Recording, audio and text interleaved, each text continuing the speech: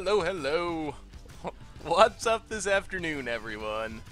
Are you ready for some sweet Eldritch Moon action? You say that every time, Stu.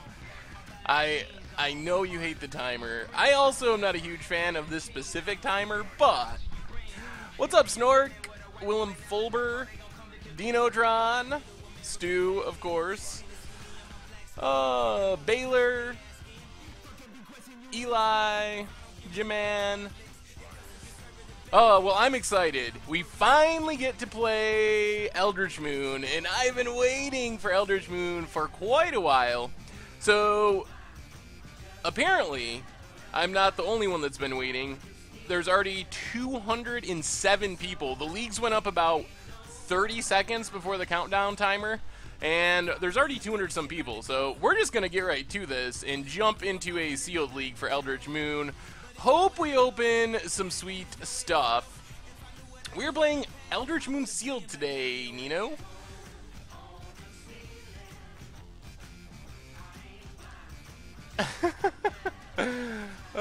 Yeah, the stream archive is a good place to get to know Stu if you are interested in that. Raptor, old school, thank you for the follows. Yeah, so before we jump into this, reminders. The old streams on the MTG Goldfish replay YouTube, so make sure to check that out. Lopez, thank you for the follow. Oh, well, thank you, Laz Chance. And we also have some playmats if you are looking to support the stream, the site. Yeah, it's 28 event tickets, but it's not bad. We get 6 boosters to open. Alright, did we open anything sweet? Let's immediately sort by rarity. Oh my god. We got 0 mythics. Oh, this might be the worst sealed pool ever. Oh god. So, no mythics, hooray. We get 2 Stromkirk Condemns, a Niblis of the Frost, Lupin Prototype, Identity Thief. Drogskull Cavalry is actually a bomb, pretty much. So that's good. And an Anguished Unmaking. So, I mean, white-black immediately jumps out. Let's see. Let's go back to sorting by color. We have a lot of red cards. Way more red cards than any other color. We have no real fixing. So, Stromkirk Condemned is sweet with vampires? I don't know how many vampires we have, though. Alright, so that's a vampire. Multiple prophetic ravings. Alright, let's just see what playable cards we actually have. Like, what's actually good in this pool? Alright, the worst spirit token generator imaginable. Bunch of desperate sentries. Alright, that might not be the absolute worst. Choking Restraint is sort of a pacifism, so that's reasonable removal. Steadfast Cathar, Lunarch Mantle, Lone Rider, Blessed Alliance. Our white doesn't seem that insane, apart from the Drogskull Cavalry. Black, what do we get? A vampire. Ooh, Ruthless Disposal is pretty solid. More vampires with Madness. Maybe we can be like red-black vampire / madness. Murder. A Zombie Hound. Alright, Merciless Resolve is maybe playable. Boon of Emerald's fine. Stromkirk Condemned, of course. Whispers of Emrakul, eh.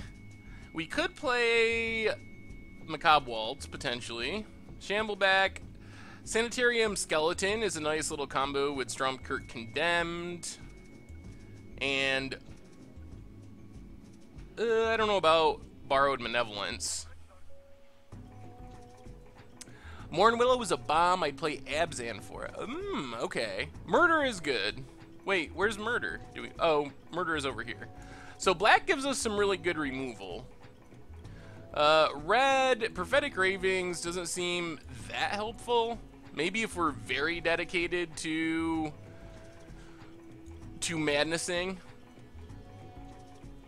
Target creature gets +2/+2 in trample, so just a combat trick. A pretty bad vampire. Another one of the combat tricks. Fury Blade's reasonable. Thermal Alchemist is probably fine, actually. Tormenting Voice. Shreds of Sanity. I don't know about this card. I've never been super excited about it, but it might be good if we get enough vampires. Dance with Devils is fine. Inner Struggle's okay. Malevolent Whispers is decent in a Madness deck. A big Madness Vampire, and then some top-end Werewolves. Costs 7 to flip. I don't know how fast or slow this format actually is. What about our colorless stuff? We get a Wretched Griff. If we're blue, that's fine. Thirsting Axe. Might be hard to keep getting in combat damage. Magnifying Glass, I will potentially play. Field Creeper, just a 2-drop. What about the rest of our colors? Blue gives us what? Red-black might be where we're going. Swords to Plowshares. Fogwalker. Nagging Thoughts. And Unsubstantiate. Not that exciting in Sealed, but... Grizzled Angler.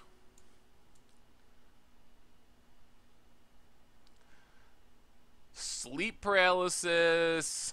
Blue isn't very good. Green, Crop Sigil, Duskwatch Recruiter is good. Scavenger, Bloodbriar's okay.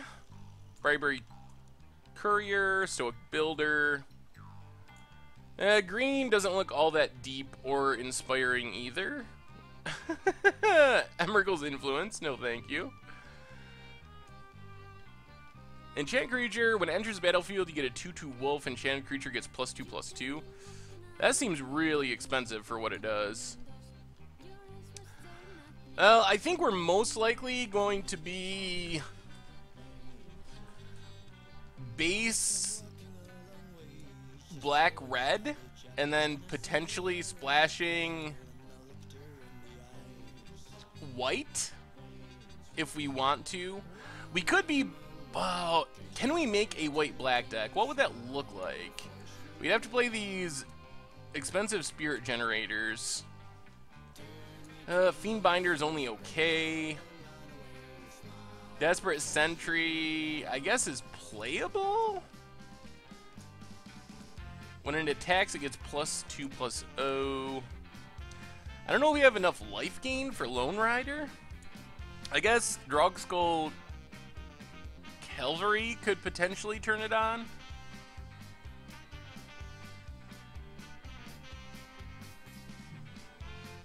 Blessed Alliance is good. The Wombo combo. We can just Lone Rider. Blessed Alliance. Is it better than red, though? That's what we got to decide. So let's see. I mean, I think we're very clearly going to play black. If we just went straight black-white, our deck would probably look like... we might have to play this thing. This stuff. This stuff. Our black-white deck would probably look something along these lines.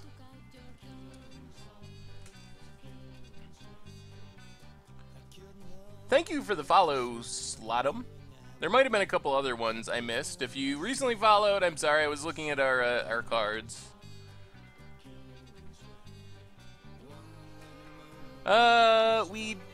I guess this thing sort of has Delirium, although I don't know how much I care about making an effort to turn on Delirium for Dusk Feaster. Let's put these white cards to the side for a moment. I mean, the big payoffs for white are Anguished Unmaking and Drogskull Cavalry. Also, Choking Restraint is another removal spell, isn't bad. So, and I guess the 2-drops, Lone Rider is pretty good. If we go red, let's put Prototype out for now as well. If we go red, we can play up the vampire theme. We can play these big werewolves, I guess. I guess they're alright. They're not really exciting. More bad werewolves, Malevolent Whispers, Inner Struggle, Dance with the Devils, Deranged Whelp is a 2-drop. Maybe these Madness spells, depending on how many discard outlets we have.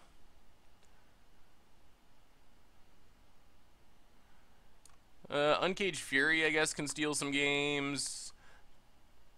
Tormenting Voice, Thermal Alchemist, Fury Blade, Vampire, and then we might even have to play Prophetic Ravings. We'll see. So, something like this would be our red-black deck. It would be pretty vampire heavy. You really think Masquerade is good?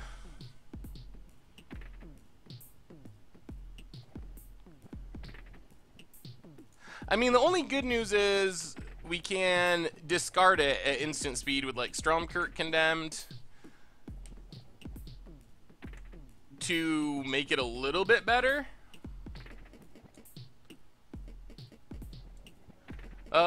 We have a 2-1 that I'm not playing. Oh, the artifact, the Fen Creeper, or Field Creeper. We also have these other black cards. The Waltz we could potentially play. Merciless Resolve, I think, could be a reasonable card advantage. And Magnifying Glass. And this thing, if we need it on curve. I don't know about Pyre Hounds.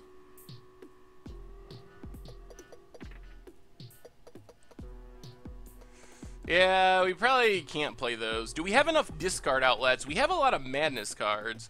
We have 2 Stromkirk Condemns. How many? We probably won't play both Distemper of the Blood. I guess Tormenting Voice is sort of a discard outlet. Fury Blade is a discard outlet. Waltz is sort of a discard outlet.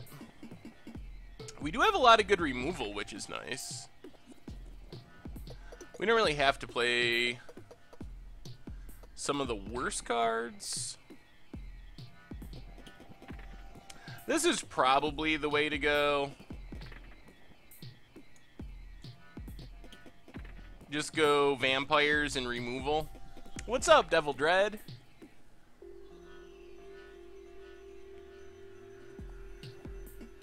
So what are we cutting here? So if we assume we're going with black-red to start off with, and these are the cards the only other card, what about Pyre Hound? So we have a few instance sorceries. 1, 2, 3, 4, 5, 6, 7. We could have like 7 instants or sorceries. I don't know if I'm going to cut Resolve. Alright, I'll cut the Distempers. I'm fine with that. I don't know if we're that super aggressive.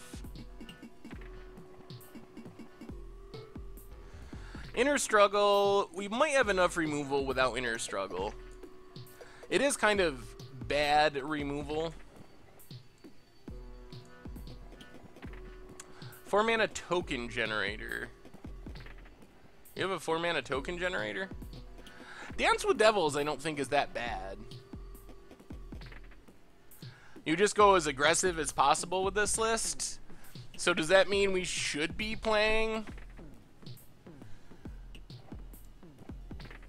So we should just go like all in vampire aggro and try to punish people with like distemper. I mean, the most aggressive build, we could even bring in this vampire 1-drop. The distempers. The masquerade. And cut like the werewolves?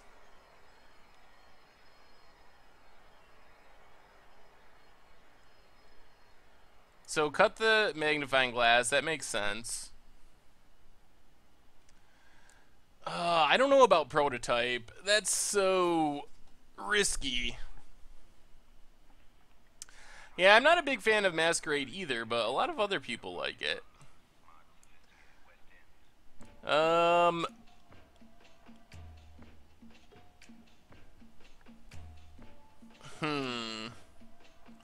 So what are we cutting, though? We still got to cut 5 cards. So we're going aggro vampires. The only advantage of Sanitarium Skeleton is it's a free discard for our Strum condemns every turn.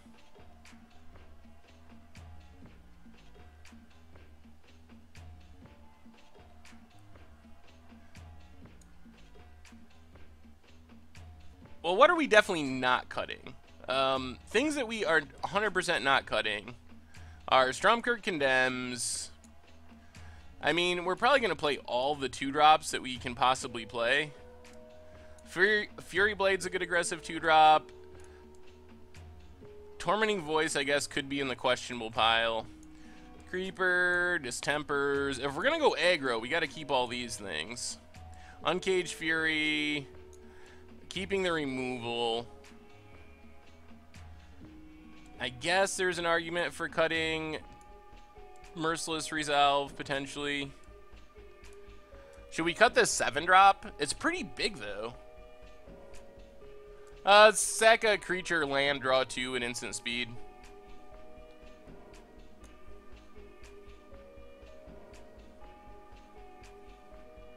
Alright, I guess we can cut the Bold Impaler. That's pretty bad. Cut the 7-drop.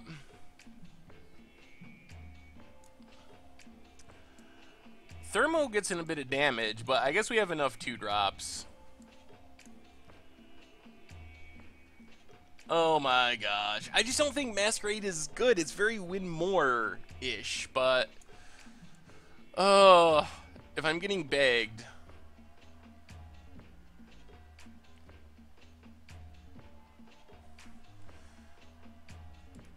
Maybe we cut a werewolf.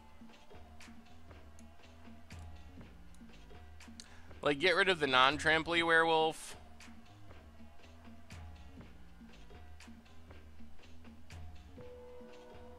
Alright, I'll get rid of Sanitarium Skeletons and Tormenting Voice. Like this? What do you think of this for our aggro deck? And I'm playing Masquerades under protest. I don't think Masquerades is actually good, but enough of you want to see it that I'll play it for you, chat.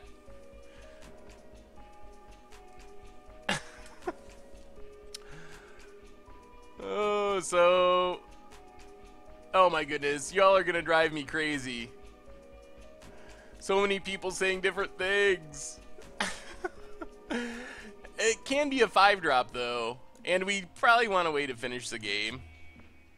I don't think we really want to go 15 lands, or 16 lands. I think we got to stay with 17.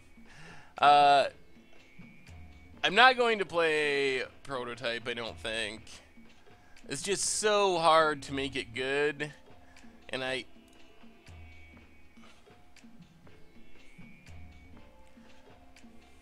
well, we have this Field Creeper, which is artifact and creature, then just like random spells to get the other ones. This enchantment goes in the graveyard.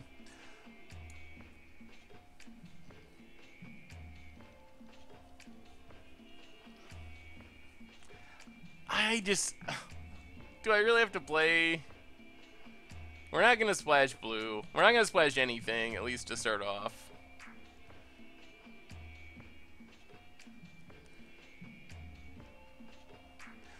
So Stu's final advice: Bold Impaler, Skeleton, Voice, minus... Alright, I can see the walls. I'll give you that. I guess we do gotta be aggressive. Alright, I'll cut the 7-drop. I'm gonna leave the Masquerade, though, because people want to see the Masquerade, but I do kind of want to play Tormenting Voice. I guess I can get rid of Field Creeper.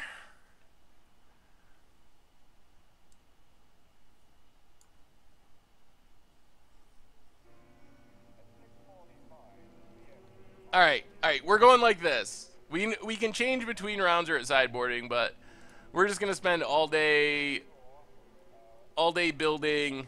I have also heard good reviews of Thermo Alchemist.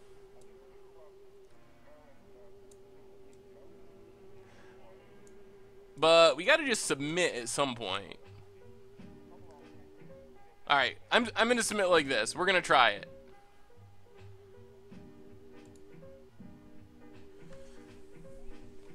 We're gonna try it, we're gonna try it, we're gonna try it.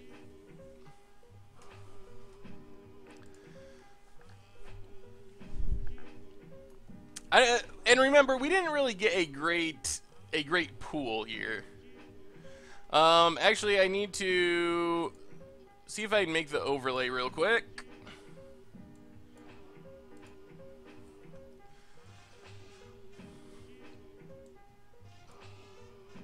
Oh no. Oh dear. Moto, why do you do this to me?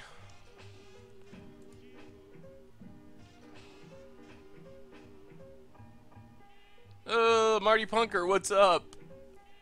Oh, I really don't want to type out the entire thing. Sometimes Moto just doesn't put the lists anywhere. The new Liliana is actually pretty good. It saw a lot of play last weekend. Well, there's no real between rounds in this, but we do get to play first.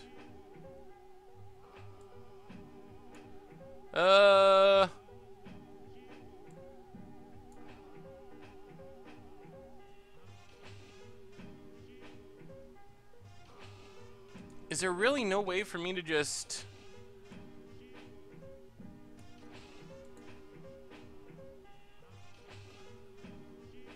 Let me see. Can I...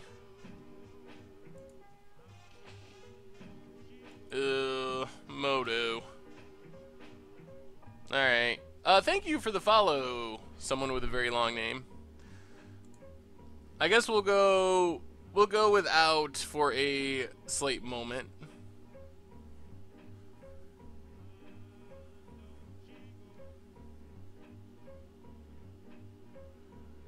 Since we, it's just such a, it takes a little while to actually type it out. Alright, Mountain Go. So this hand I think is keepable just because we have Tormenting Voice if we need to do something else. Forest for our opponent. Swamp, alright, I think we need a Tormenting Voice and we're just going to pitch this Distempered. Not going to Madness it, but hopefully, alright, there's a land. That's good. That's what we needed. Open a Lieutenant and Declaration in Stone. That's solid. Alright, let's just Strong Kirk Condemn so we can start madnessing.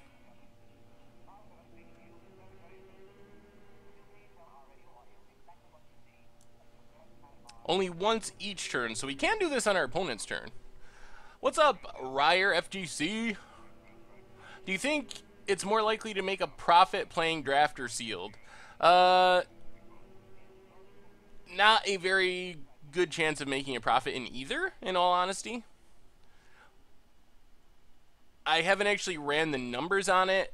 I would have to look at the payouts. I'm thinking that sealed might be slightly better right now, just because the only drafts available until Monday are Swiss, and the payouts in Swiss are often not that great.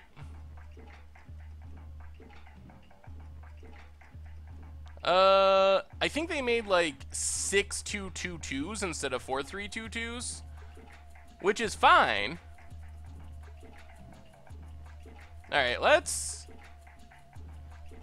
Ooh, we could try to get a blowout on defense. Well, we're the aggressor. Let's get in with our Stromkirk Condemned.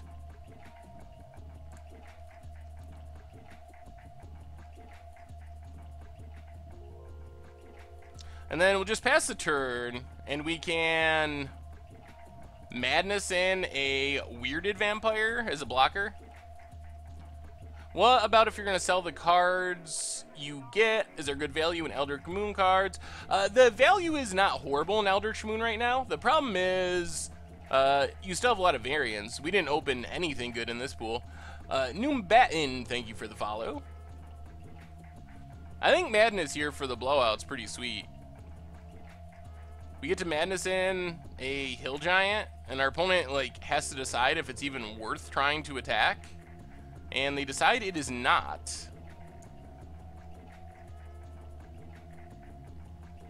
Yeah, we're going to Madness on their turn. CD Leon King, thank you for the follow. So, discard a Weirded Vampire. Madness it in. OG Go, thanks for the follow. So that's not bad. Nice 3-3 for 3.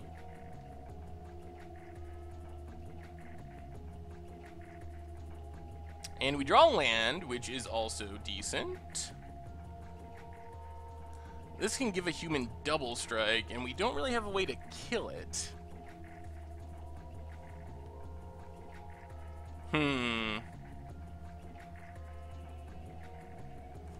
What are we doing now? So we can attack with this Weirded Vampire. I guess we can get in Stromkirk Mentor, put a counter on Weirded Vampire, attack with Weirded Vampire.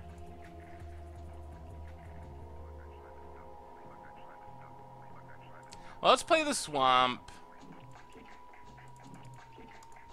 And Stromkirk Mentor. I think it starts at 7 o'clock my time zone. Eastern time in US, it's at 7. And on the West Coast, it starts even earlier. It starts at 4. Is what I read recently. So let's get in with our Weirded Vampire. Opponent just takes it. Well, this Vampire plan is actually working out pretty good. Maybe this deck is actually not that bad. Alright, Swift Spinner. This is a good card to be aware of. There is a Flash Spider in the format. Equipped creature gets +2/+2. Oh, if we get to...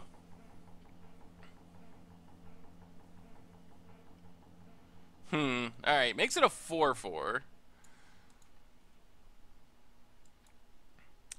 Going to attack? Oh, alright. Well, we are winning this race. I think we're in good shape. 7 p.m., but it's not until next weekend, remember. We get a mountain. Geez, so we have all kinds of options.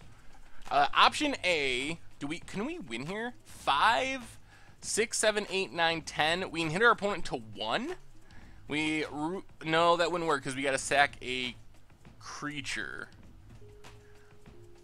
We can just attack with everything. That's probably fine. Let's play the mountain. Attack with everything. See what our opponent does. What's up, Jank? How goes it this afternoon? And then we can always discard and Madness as Vampire if our opponent blocks. Blocks there, blocks there. So they're going to try to kill our Stromkirk Condemned.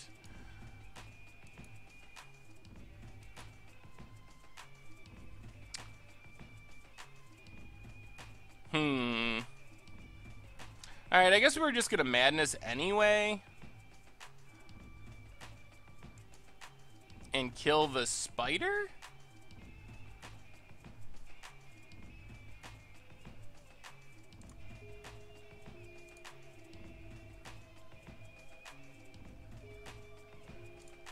Alright, yeah, let's madness in the vampire.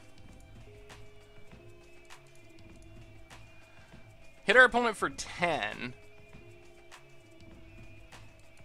And then we're going to have 2 lethal threats, so there's a pretty decent chance that we get to just ruthless disposal, sacking our 3/3, kill 2 blockers, and win next turn. That's kind of the line that we're on. And that wins even if our opponent can play another creature.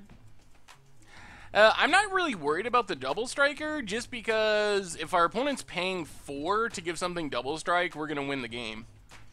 So I'm actually fine if they're like, oh, let's get in some more damage and pay 4, then we just win on the backswing. So I would rather them pay 4 than to play like a bunch of creatures. And our opponent scoops it up. Sweet. Alright. I'm going to see why we're sideboarding. Alright. You all help me out, see if there's any good sideboarding options. I'm going to try to see how quickly I can type out this deck list for the overlay. See if we can do it during sideboarding. That would be pretty sweet. As a result, I can't see the chat at the moment, so if you ask me any questions, I can't see it.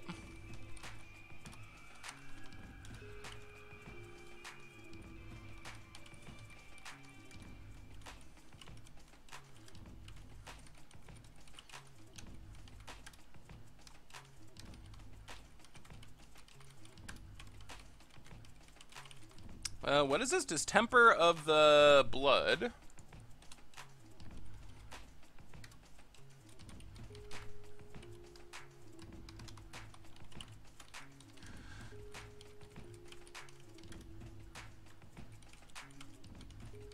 Getting there.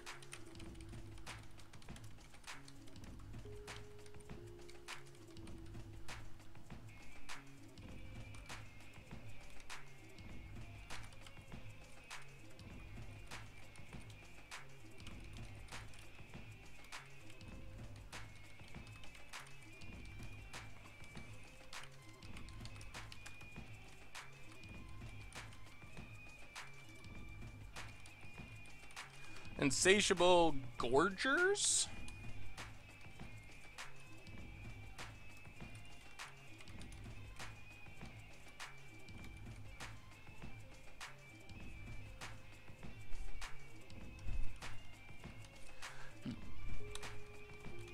Let's see how many things I typed improperly.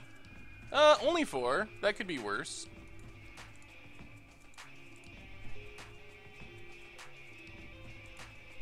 What is Thraben Foul Bloods, plural? And this thing. Vilden Pack Outcast. Alright. Sweet, I think we are going to have an overlay. In the time of 1 sideboarding. Not bad. I mean, we're going to most likely be playing 5 rounds with this deck, so it's worth it to make an overlay if we can. As a result, we're probably not sideboarding, but we will have an overlay. We'll call that a victory. Sweet.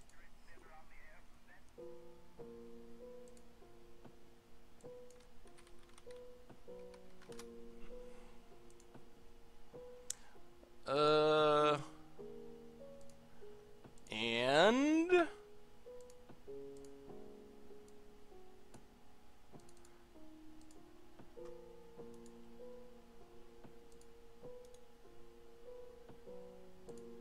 boom. All right, got there.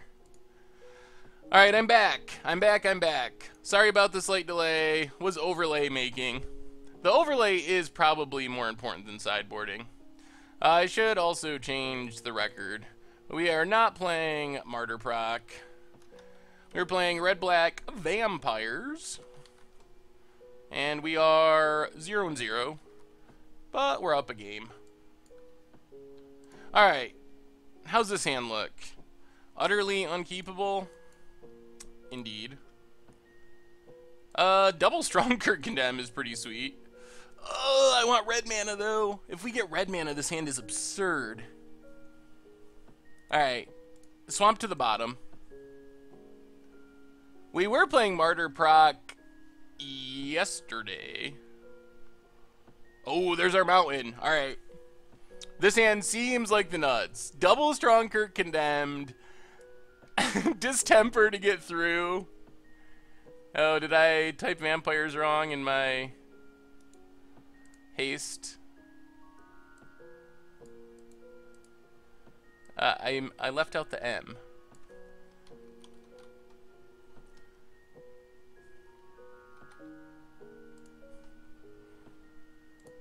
There, that's better. Alright. Oh, alright. Stromkirk Condemned, go.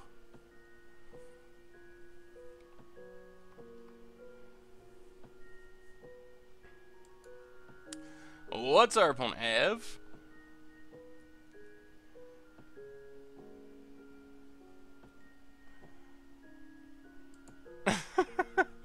Vampire assists. 3-2 vigilance, sure. Well, let's play the mountain. Let's attack with our Strongkirk Condemned. If our opponent blocks, we will madness this distemper. Opponent's gonna go for it. Sweet. Well, madness distemper. Maybe this deck is actually better than we imagined. Make it a 5/5 with trample. Kill our opponent's creature. Play a second Stromkirk Condemn. Pass the turn. Oh, come on! We need, if we get one more land, we get to madness this thing as well and hit for like 1,000,000. We can kind of just go all in. No, we got, this is sealed. We just got 2 Stromkirk Condemns. When it enters the battlefield, they can sack a permanent. Okay, are they going to sack a land to get a 3/2? They do. Sure. Come on, land. Now what?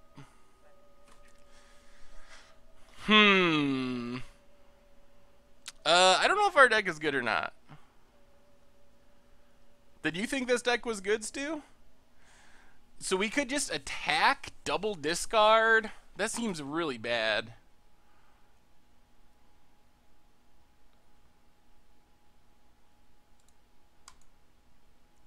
Yeah, let's just play Fury Blade. Pass the turn. Attack double discard seems like it could be a blowout. Maybe we could have played Prototype with double Stromkirk Condemn. We could get empty-handed pretty quickly. I kind of want Fury Blade, Stu, because it's a vampire. Like, it's not as mana efficient, but it benefits from our Stromkirks. Not gonna discard though.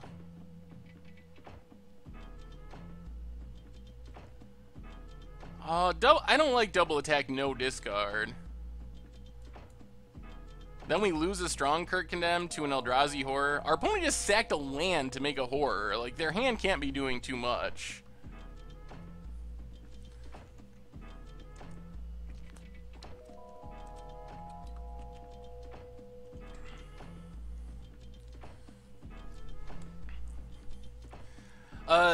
Did you read the article on the Mothership today that this card originally was... it got plus X plus O, where X was a... Whoa! Our opponent is getting frisky with the Eldrazi Horror token. That was very unexpected. Alright, Byway Courier. Sure. Come on, land! Oh, Dance with Devils. Alright, let's just get aggressive. I'm tired of doing nothing.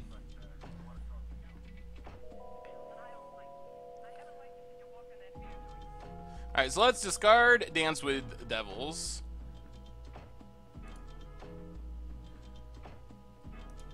Attack with everything.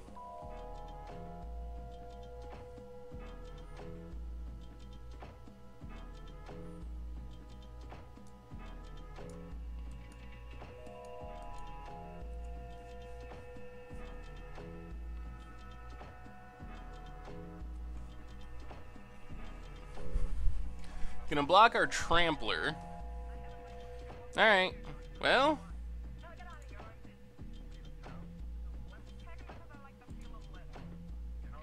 We can't Madness, unfortunately.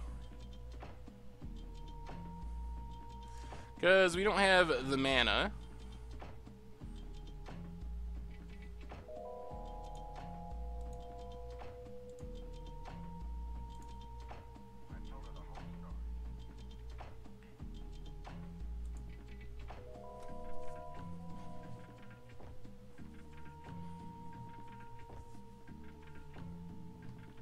Opponent gets to investigate. What's up, D-Manny? Well, have fun at work. Well, I'm glad you enjoy watching me, Iggy. I don't know if that was wise or not, but we got in a lot of damage. And since our opponent apparently wants to keep attacking, that might be fine. They need something pretty good here. Oh, Graph Mole, really?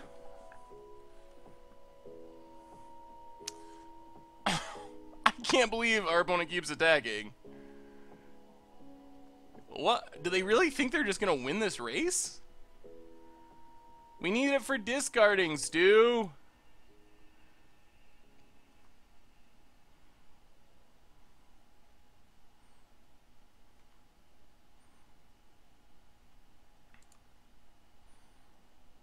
Swing with the crew.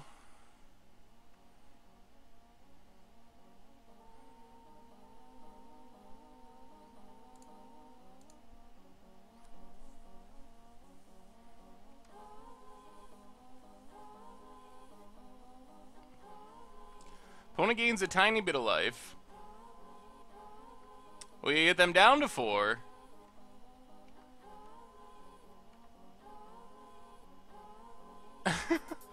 I don't know if the discard our entire hand plan was good or not, but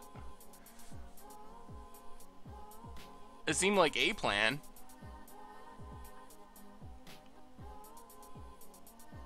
Now I kind of wish we did have a Lupin prototype.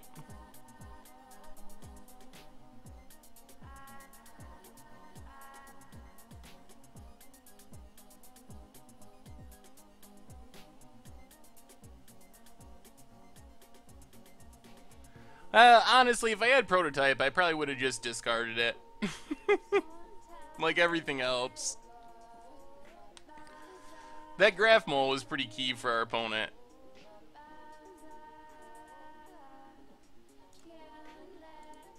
That's true.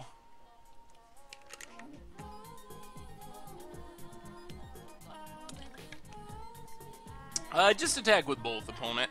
Opponent passes. Do we draw anything relevant? A land.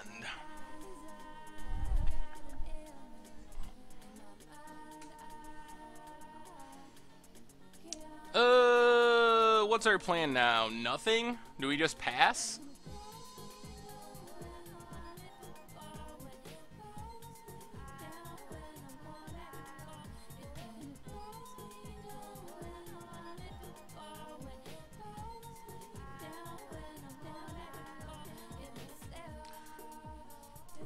If we attack all, the problem is there's a lot of things that blow us out real bad. I think I'm just gonna pass. Our opponent passed last turn and didn't do anything. They might be sitting on Blessed Alliance or something. We just kind of want to get more cards in our hand for discarding. Oh, they have Flash Spider? Alright.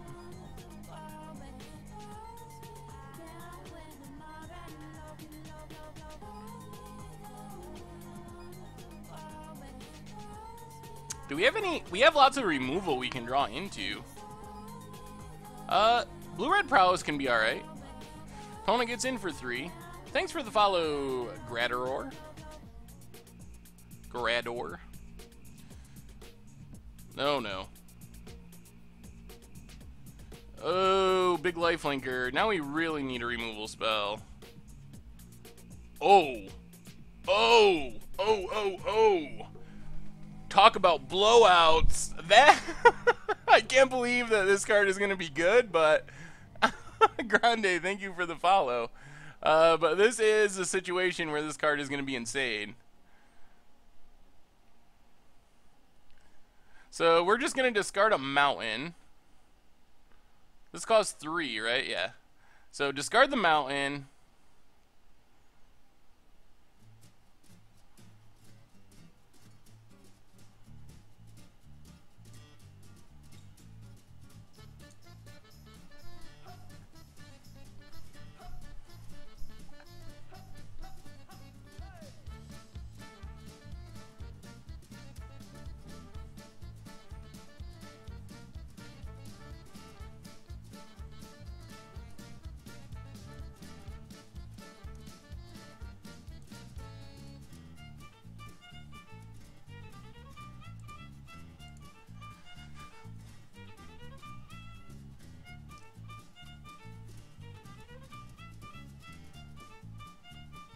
Let's see how our opponent blocks here.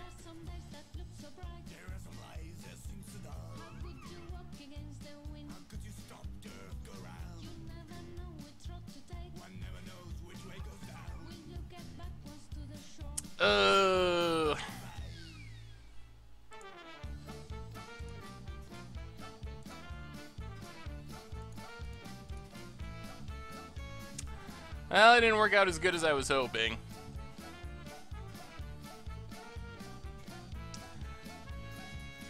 Yeah, maybe that would have been better.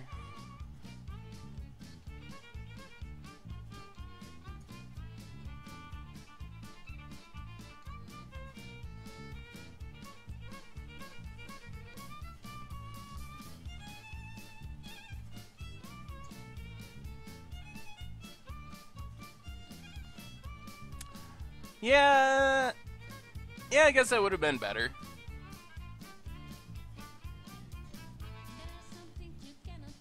But then we don't get to attack with everything, and yeah, I guess that probably would have been better.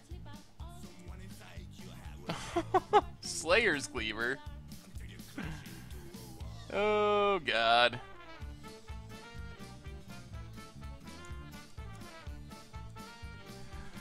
All right.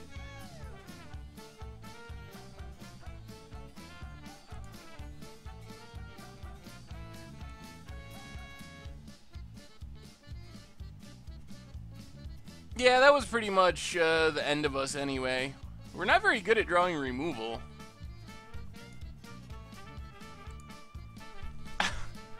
There's no way I've punted 4 times today.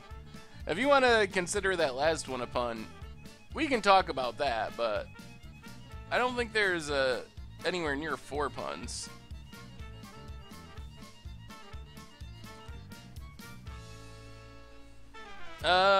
This is the Freak Fandango Orchestra, and the song is the Gypsy Song.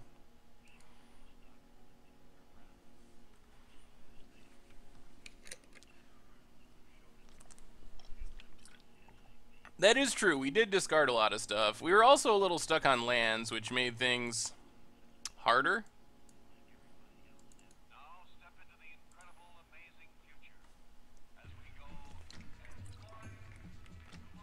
Well, remember, I did play Masquerade under protest. I was begged into it by the chat.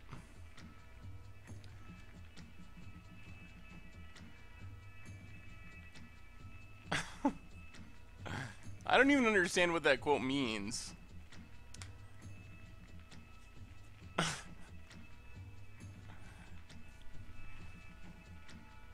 Analyzing? It must have been the use of deep analysis.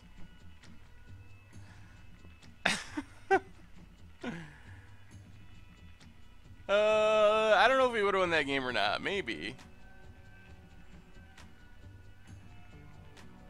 Andre C94, thank you for the follow.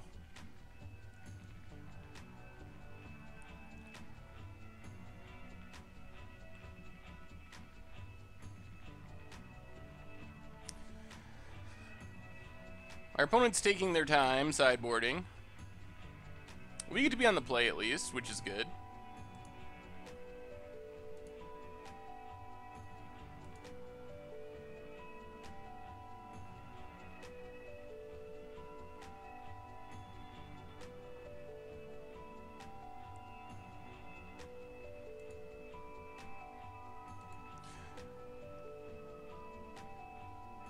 Yeah, that is true that they very well could have blocked differently there. I mean, the big problem was that huge lifelinker.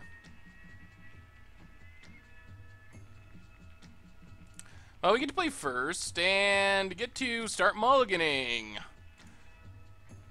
Our deck likes mulliganing. Well, if we can... Alright, we get a swamp. So, we got our Stromkirk Condemn plan. I mean, discarding is kind of what our deck wants to be doing. We didn't have any lands or anything to do much else anyway. Now, Swamp and Stromkirk Condemned. We might be able to get in a lot of damage just discarding these Distempereds. Primal Druid. That's actually sort of annoying. Actually, let's just get the free attack. I only discarded like one land. We were stuck on lands for a while, which is what led to the discarding. Alright, our opponent decides to block. Well, I'm finally going to play the Zombie Hound, which everyone wanted so much. Still wouldn't mind one more land for Insatiable Gorgers. Then we could be in good shape. This Druid's kind of an annoyingly good blocker. I like the old one better. The 2/1 for 2 that Rampant Growth when it died. That card was actually pretty good.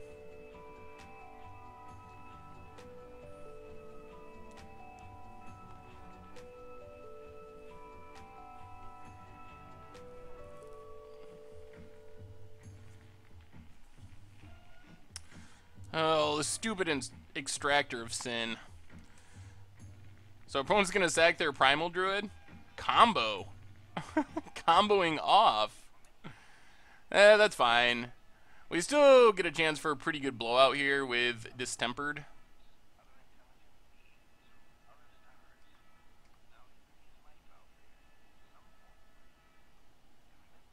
And we get a land. Alright, play the land. Let's attack with both. See... we might have to just discard a Distempered here. Depending... If our opponent blocks our Stromkirk Condemn...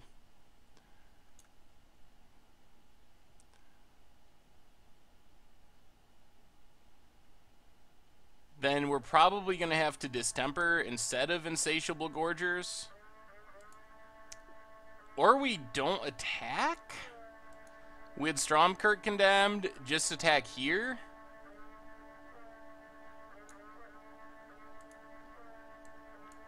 Like, how important is it to get this Gorgers on the battlefield, though? Having a 5/3 out, along with Stromkirk Condemn and Distempered Bloods, would be pretty good.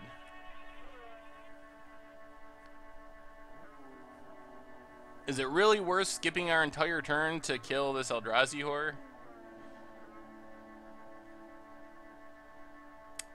Oh, but then we lose the Stromkirk Condemned, potentially. If they block Eldrazi on Stromkirk Condemned, and we discard Insatiable Gorgers, then we lose our Stromkirk Condemn? But we need that, though, for madnessing.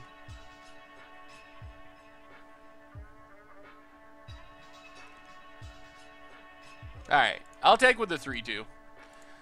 And I don't even care. If they want to block with Eldrazi here, then that's fine. I think we got to keep the discard outlet.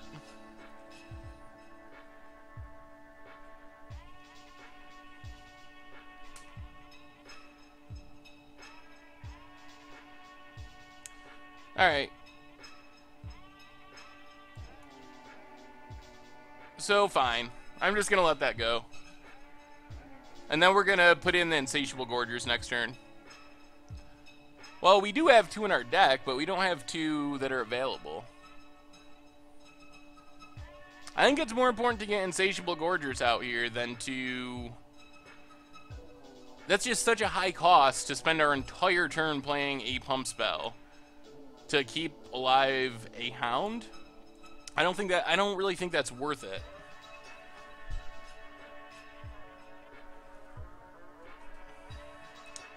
Gets +1/+1 as long as there are a bunch of cards in your graveyard. So see, it's going to be much better here. We get to Madness in Insatiable Gorgers. And now, if our opponent blocks anything, we can use the Distempered to kill it. We draw a Swamp.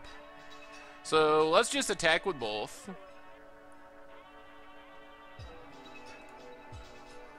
See how our opponent blocks.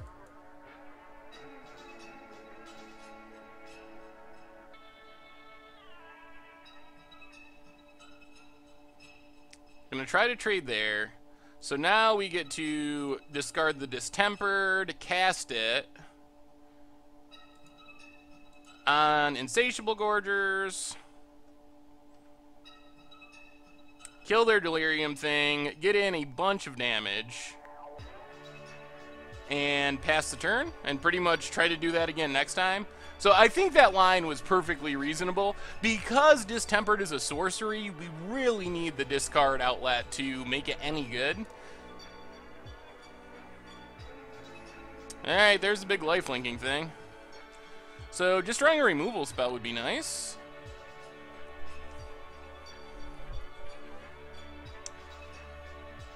Man, we can potentially hit our opponent to 1. Alright, let's do the same thing. See if we can get our opponent again. Maybe they just don't block. Alright. Well, this works out amazingly well. Oh, they're not going to block? They are going to block. Alright. Well, no one expects the second Distemper of the Blood. Oh my god. Well, the blowouts are for real. Oh, put our opponent down to 11. The board is empty. Alright, so Distemper of the Blood was pretty good in that situation.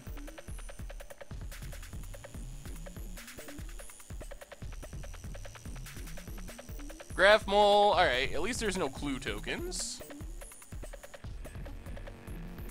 Oh, combo.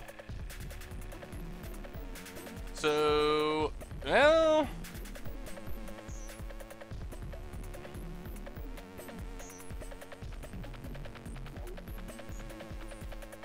yeah, we only netted 1 damage, but we killed a lot of stuff.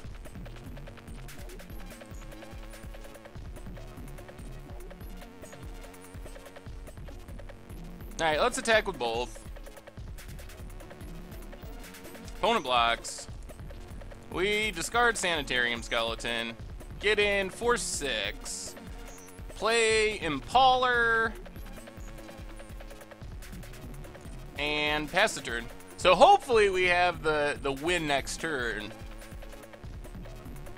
Now we get to pump our entire team every turn with a Sanitarium Skeleton. Our opponent's going to need something good. We can actually pump Impaler too, which will make it, what, 5? Is it +3? +2. Alright, we might have... we might have the win next turn. Lefree, thank you for the follow. Impaler, Impaler. You say Impaler, I say Impaler.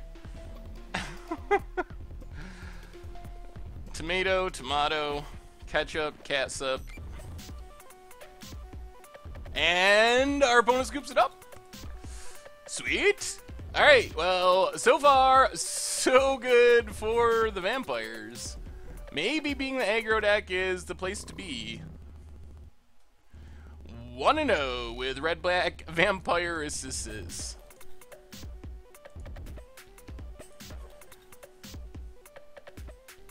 Yeah, I'm originally from upstate New York. The jank is working. That horrible pump spell was so good. Alright, we get to play first. Oh, man. Well, hopefully we draw black mana. Double Strong Kirk Condemn Malevolent Whispers is pretty sweet. There are drafts going on, but they are only Swiss until Monday. And sealed is 28 tickets. Oh, that's not a swamp. This hand would be much better if we had another swamp. That is true. People do not play around unplayable. That's the advantage of playing unplayable cards. No one plays around them. Conduit of Storms. When it attacks at 1, transform it. Ew. Alright. Swamp, please. Well, Fury Blade Vampire, Mountain, go. Our mana base is kind of punishing us. Montanius, thank you for the follow.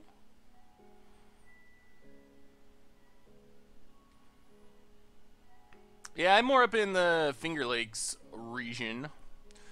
So our opponent gets in, gets an extra mana, hits us for 2, so they have 5 mana. Ooh, plays the Outcast. Come on, Swamp. Really? More mountains?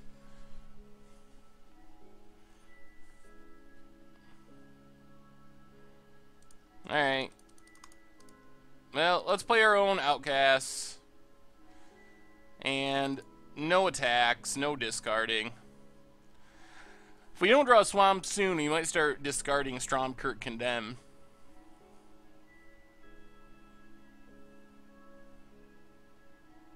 Alright, they bounce our Outcasts.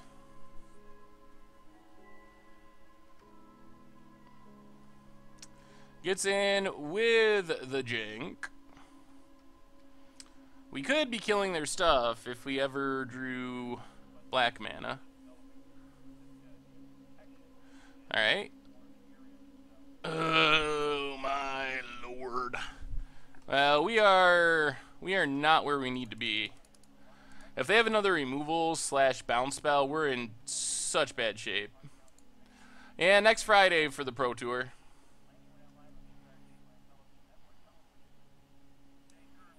I guess I should have mulliganed for another swamp.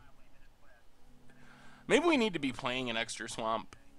That might be part of the issue. Oh, Lord. Yeah, I mean, that's the game. Well, I guess there's some slight chance that we draw a Black Source and can get the 2-for-1 with Malevolent Whispers and then back it up by Murder. So I think we just have to chump here.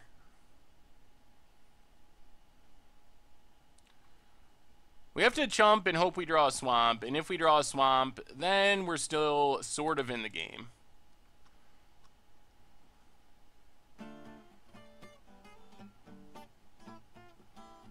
But if we don't draw a swamp here... Yep, alright. Well, I guess we should have mulliganed for black mana.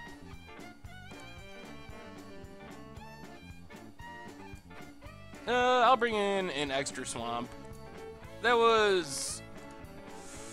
not what we wanted. Alright, let's run it back. Those bounce tempo spells shouldn't be that good against us, really.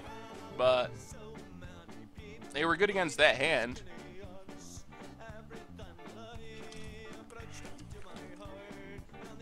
Alright, we get to play first. Alright. I guess this is sort of a hand. Whoa, wonderful. We got the Masquerade. Oh, look out, opponent. How could we lose? Man, we are good at drawing mountains. Get in for one, play Deranged Whelp, pass the turn. Island for our opponent, and passes. There's a swamp.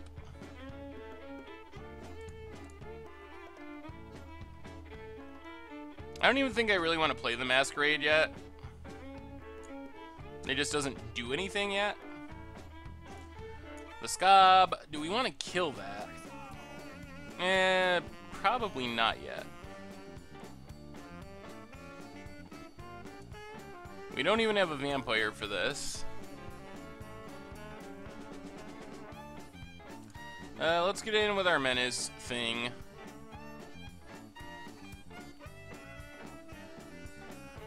December has been pretty good in some instances.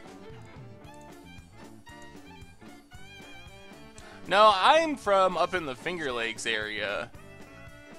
Richard, who runs MTG Goldfish, is in California. Or owns MTG Goldfish, does all the programming and stuff. I do the content stuff. So we're like across the country from each other. Do we want to run the Mentor out? Yeah, I mean, I guess we can? Disappointing not to get the trigger, but better than doing nothing.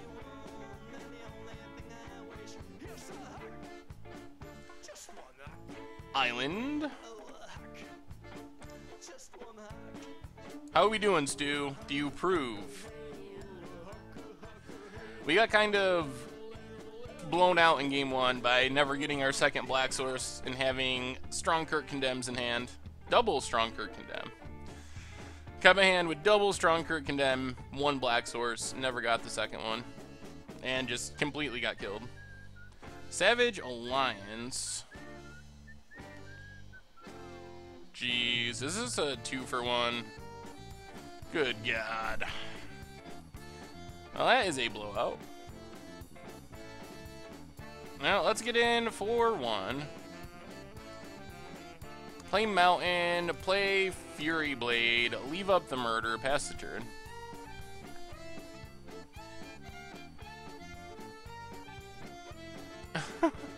That is a lot of salaries. I don't know the company you work at, but $2 billion in salaries is a lot of salaries in the first half of a year. They are playing Blowout Tribal. Yeah, we're not going to murder this thing. Maybe if they start pumping it, but...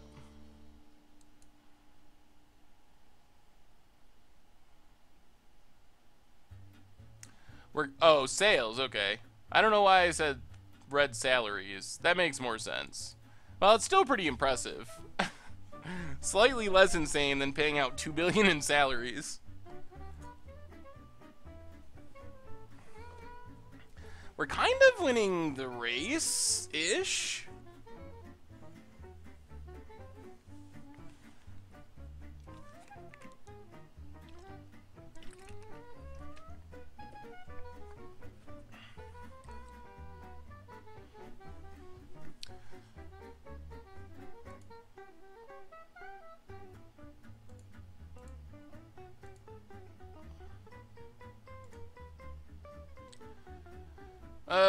We will probably discard the Masquerade. The thing about Masquerade, though, Shog, is it doesn't really do additional damage. I mean, sort of, I guess. If we get in with Fury Blade, it gets a counter on it, but... I don't really want to murder this thing. I don't think I'm going to murder it here. If they play something else big, then I might murder that something. But just spending a murder on this does not seem that great. We are winning the time race, up a whole 14 seconds. So that's something.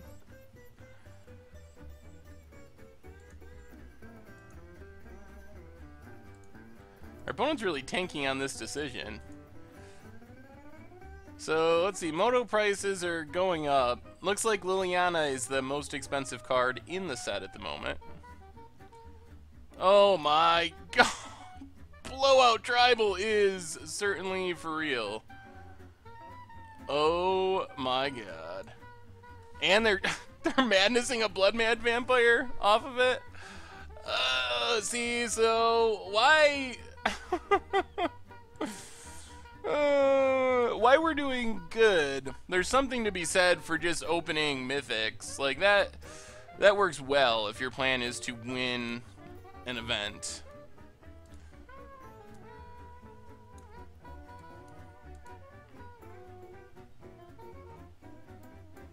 Yep. Distempered, as good as it looked in some matches, it looks incredibly bad right now. Jeez. Our opponent's just 2 for 1 after 2 for 1.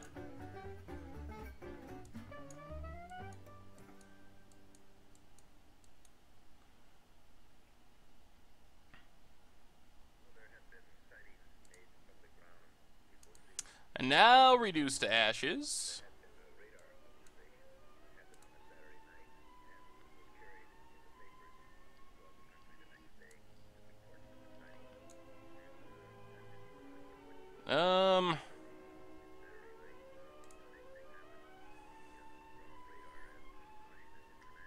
And now we're left with not much at all.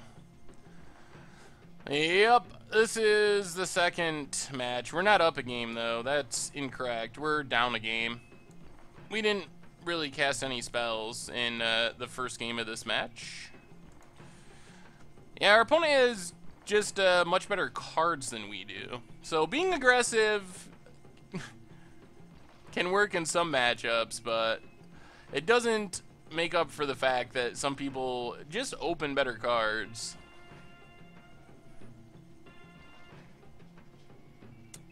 That's one of the things I don't like about Sealed, is I think, in my perception at least, it is more about opening well than draft is. Because draft, you only get one card out of each pack, so no matter how well you open, it's hard to really get that much ahead. Yeah, you can open like one bomb or something.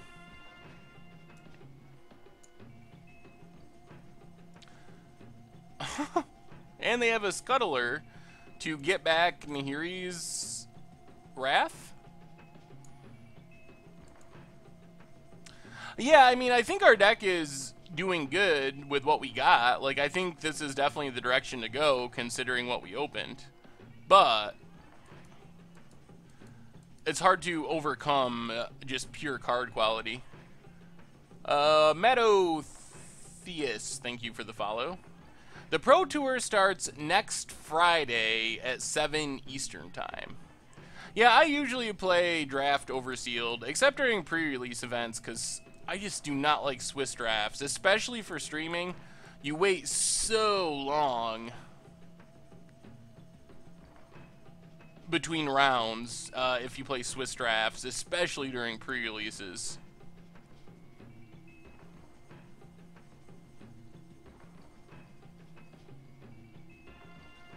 Yeah, we're essentially just dead. Is there even any reason to keep playing? Not really. Yeah, there is a little Christopher Walken-ness to it.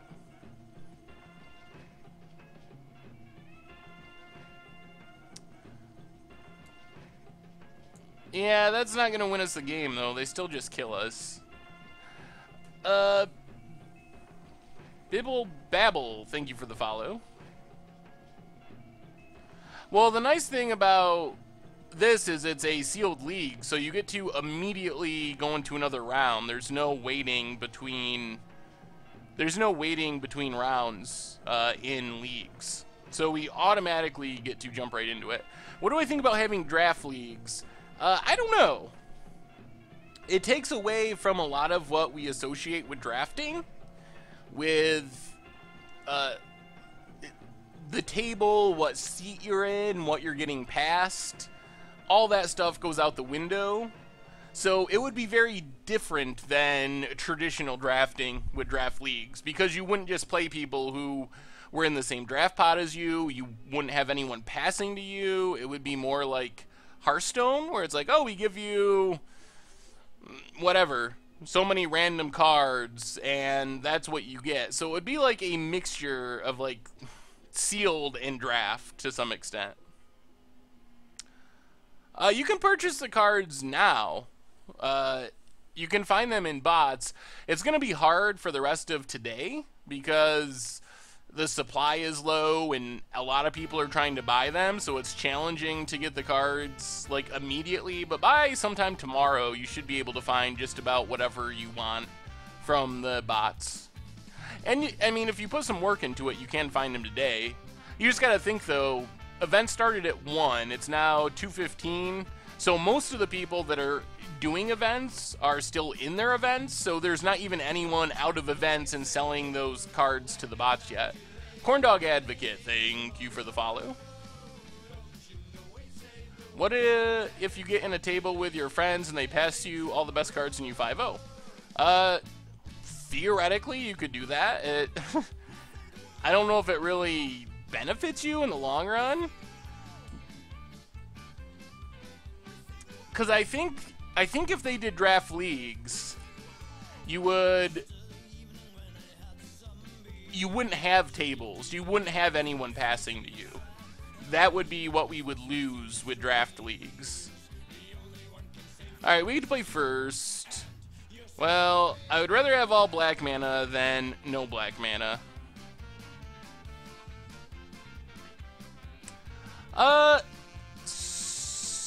I don't know if you would really consider that cheating or not. I guess it depends on how it was. I mean, part of the strategy of drafting is if you know one person's going into one color, kind of you scratch their back and pass stuff that their deck can use, and then hopefully, since they're taking all the black cards, for example, they're going to pass around the red cards that you want for your deck. So that is part of the strategy. If they're literally sitting in the same room and like colluding over it, then that would probably be considered cheating. In the paper world, if you're actually communicating, that would definitely be cheating.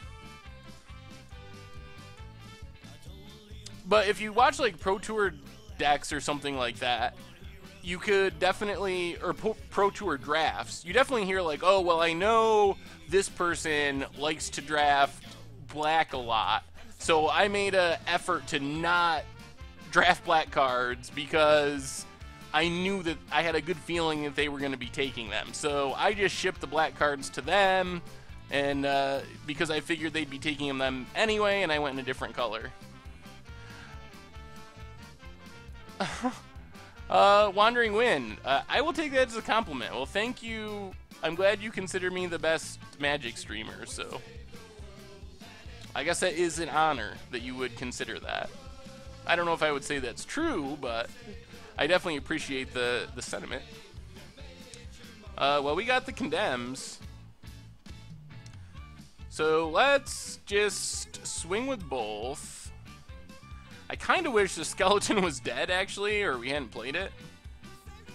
See what we can get blown out by this time. There's no, like, Pyroclasm in the format, really, right? Strongkirk Condemned. Pass the turn. I pulled 2 Bedlam Revelers in my pool today. Makes me want to build Blue-Red Delver in Modern. Do you think it'd be viable?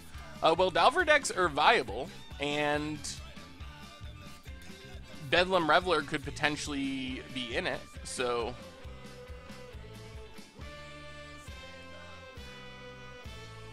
what's the question about Skype? I'm a little confused. Isn't Skyping in cheating? I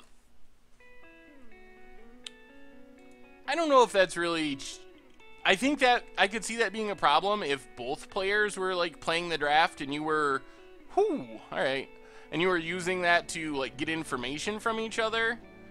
But just as far as the act of Skyping in, I don't think it's that big of a deal. And just like when Cheon's streaming and LSV, you know, talks to him or whatever. I don't think that's a real problem. All right, let's pitch this Masquerade to make everyone happy.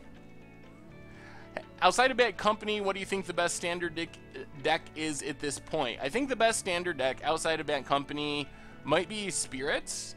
At least that's my hope, that Spirits is the best standard deck outside of Bad Company. Human still seems like it has a chance, and we'll know a lot more after the Pro Tour. We'll see if anyone figures out Emerge, for example, Delirium, decks like that, which have potential to be powerful. They just haven't really, they're not as obvious and pre-built as something like Bad Company or even Spirits is. I'm trying to build a Brain in the Jar deck for game day. What cards, if any, from Eldritch Moon do you think improve the deck? So I'm assuming you're playing mono blue, and our opponent scoops it up. I'm assuming you're playing like a mono blue deck.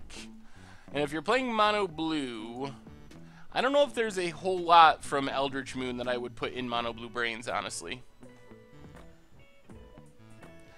I want Zombies to be the best deck in Standard. Yeah, I think Zombies will be playable, but I don't know if they're good enough to really be one of the best decks or even a tier 1 deck. I think that there's enough pieces that Zombies can be a nice like tier 2, like do okay now and then type deck, but as far as being like the top deck in the Standard, I don't know if I can see that happening. What about 1 or 2 Entrapped by the Moon? Malcolm Jr., I think that could be an addition, maybe in the sideboard, to answer specific things, but I don't know if I would start with those in the main deck or not. Also, that's a good thing that the tribes are zombies and vampires. Those are tribes that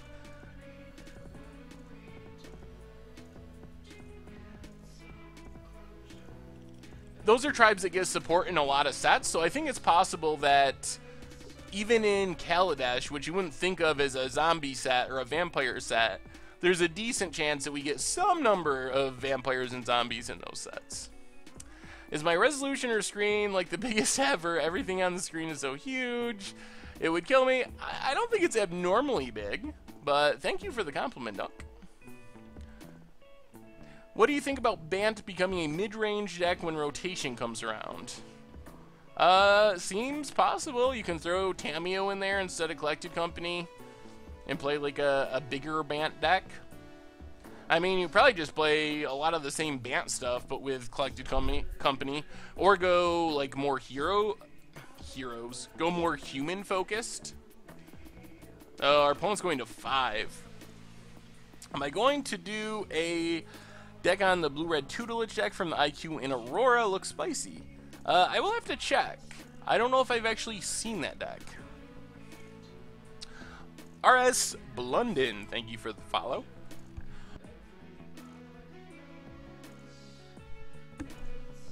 Mountain for our opponent. I think there's a chance that there's a red burn deck in Standard. What do I think of the SDCC Zombie Walkers as a purely financial investment? I think they're probably a reasonable investment if you're getting them at a reasonable price. Like if you can call in on Tuesday and order them for whatever that price is. I've seen a lot of people that really want them for their cubes and things like that, so I think they're a reasonable investment.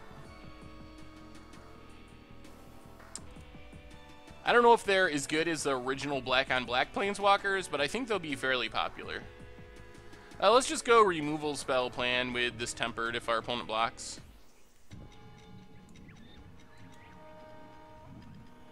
Our opponent does not block? Alright. Well, I guess we just do nothing then. And pass the turn. Should build a control deck. I want to see your take on control. I could definitely see that happening. Control is one of my favorite archetypes to play. So it's likely we play a control deck at some point in the near future. So our opponent does the old no attack, no block trick. 1, 2... Yeah, I mean, we can still blow our opponent out pretty hard if they double block here.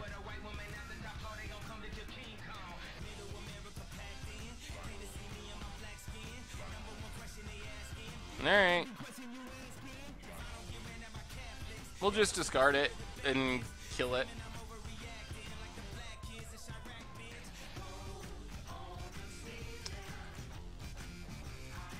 That means we don't get to play anything else, but I think that's alright. Prerelease, thank you for the follow. Oh, seriously? Alright, opponent had Galvanic Bombardment. That's a little bit annoying.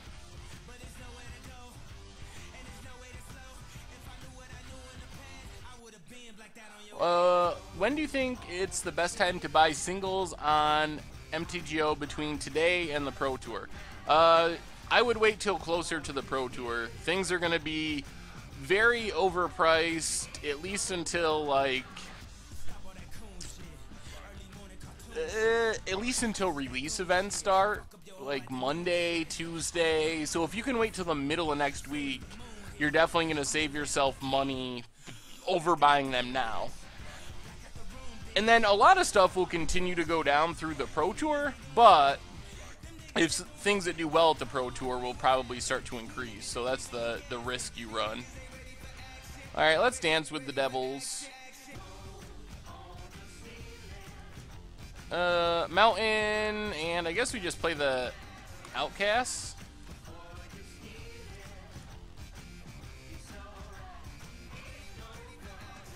And we'll get in with the devil.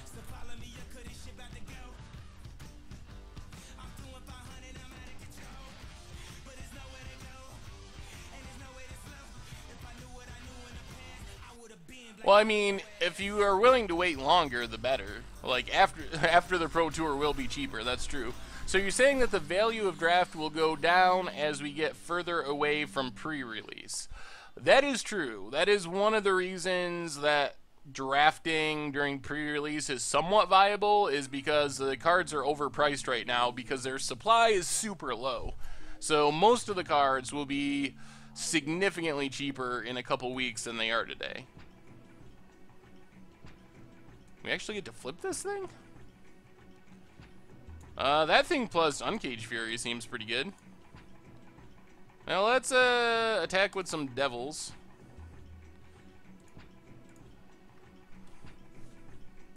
Should I wait for rotation to buy Jace Vryn's Prodigy? If you're looking to get them for as cheap as possible, most likely. Is this a traditional archetype, or is there some wild combo in here somewhere? No, we opened a pretty lackluster sealed pool without very many good cards. Our best cards are probably the 2 Strong Kirk Condemned. So we are pretty much like aggro-y Madness Vampires. We didn't really open anything that could give us a sweet combo of any kind, unfortunately. Jacob, thank you for the follow. It's a little different in sealed and draft than in constructed, because there aren't that... In constructed, you can always build some weird synergy or combo into your deck, but in sealed it's a little bit harder. You don't always have the option. Alright, let's transform this thing into a 5/7. Play the land, do some attacking. We might just be able to kill our opponent here with this thing, if our opponent doesn't block. And they probably don't want to block. Oh, they're going to block with everything? Well, they're still going to get pretty blown out. So let's pump, unless they have a removal spell, like a murder or something. Pump. Pump. Actually, do we still just win here? I think we still just win even through this, unless they have a removal spell. Because that's 20, and they only have 3 toughness. So they need a murder or something, or we got them. Yeah, that's that's a good combo.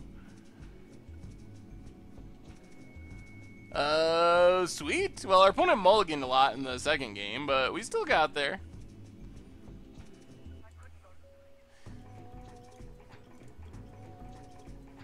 All right, let me update the record here. So we are up to 2-1. We got crushed by that blue-red deck. Otherwise, our deck's been doing all right. Yeah, it was a build your own, like, Teamer Battle Rage plus Become Immense almost. All right. Very brief intermission so I can run to the bathroom and get a drink before we head into the second half of our pre-release sealed. So I'll be back with rounds 3 and 4 in just a second.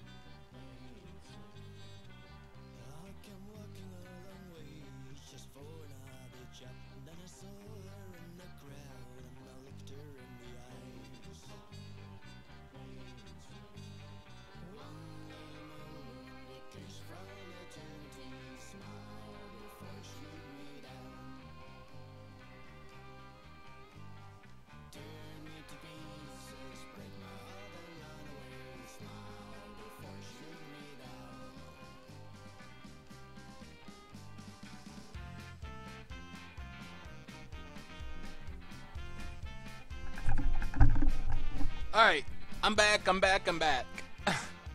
June as, thank you for the follow. Time for round 4 of our Eldritch Moon pre-release sealed. Aggro Vampires. We're up against Drake. Didn't know he played Magic. We get to play first. And alright, I guess we can make do with this. Tormenting Voice helps. Yeah, bonus stream today, Guy on Fire, to do a pre-release event for Eldritch Moon. Swamp Goo.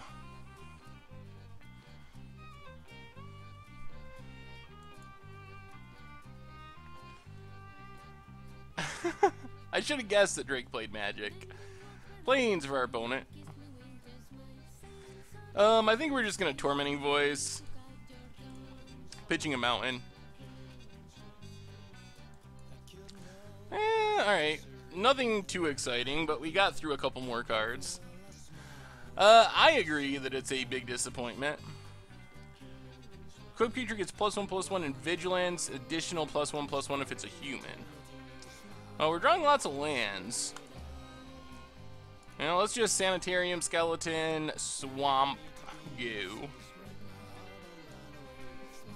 The censorship, thank you for the follow. So I'm thinking of it, reminders. If you're looking for old streams, MTG Goldfish Replay, YouTube channel, we'll get them for you. Also, if you want to support the stream, apart from subscribing to MTG Goldfish, oh, that's Replay again, we have playmats. If you want a sweet, fishy playmat, which I just apparently cannot type correctly. What's up, censorship? I assume that they will start putting cards up today as soon as people start selling them cards from their pre-release events. So it's mostly just waiting for people like us to finish our leagues and then sell cards to the bots. So it's a little hard for the first day to find stuff, but by tomorrow you should be able to find whatever you want on Card Hoarder and the other bots. How come we haven't been partnered yet? That is a good question, Wave of Shadow. I do not know.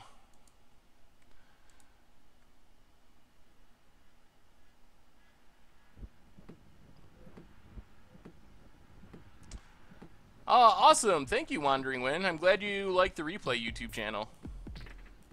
This thing's annoying.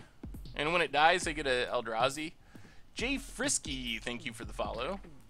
My bathroom drink was excellent. Those two things were separate, but drink and bathroom. I got myself some Gatorade. You can probably hear me shaking it around.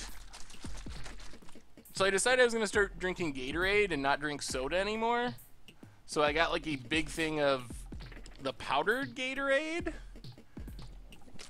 But I have to like shake it up good after I make it. I don't think we really want to block this thing. Pork Ninja, thank you for the follow. I need my electrolytes. Cropez, thank you for the follow. Yeah, our deck is very bomb-light. I would love to draw a discard outlet. Or mountain. Although I will say, this Vilden Pack Outcast is actually pretty good.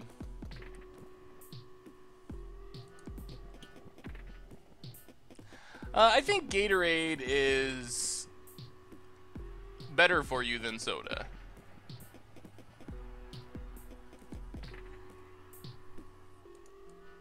I mean, it's not as good as... Thank you, Buddha. It's not as good as drinking just like water or something, but I think Gatorade is an upgrade over soda.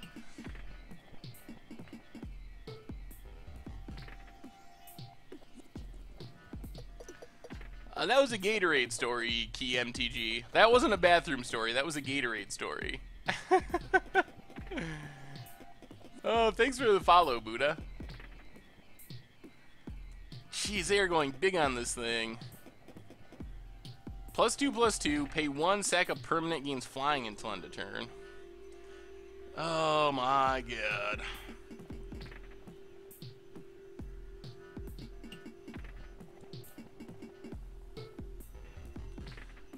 We're gonna need to draw one of our million removal spells at some point in the near future. Or we're just gonna die to this thing. Alright, well, we get to get in with our werewolf. That's something. We actually have a lot of removal spells.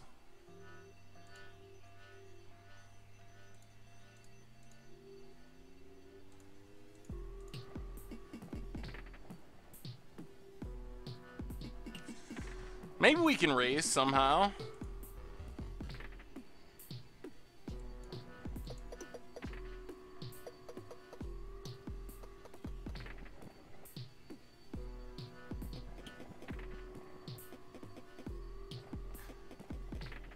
Yeah, we've drawn plenty of lands.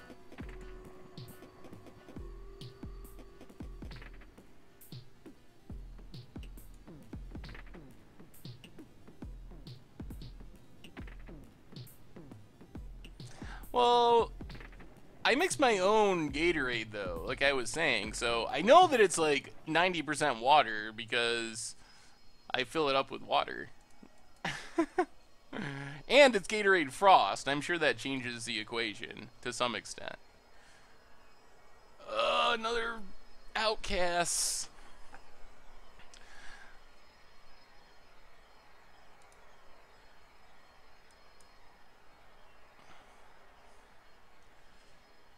Alright.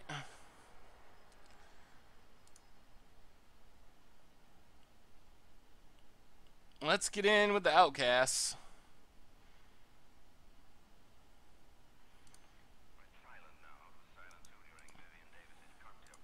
Pump it.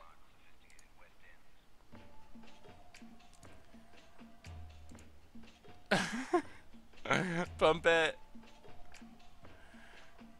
Get in for 6. I got a feeling we're just dead to some sort of burn spell the way our opponent's playing.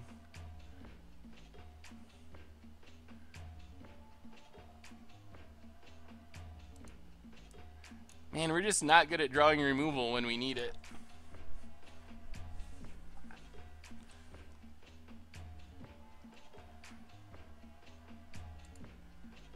That's a good point, the censorship. Yeah, I think we're better off getting down a second copy, though.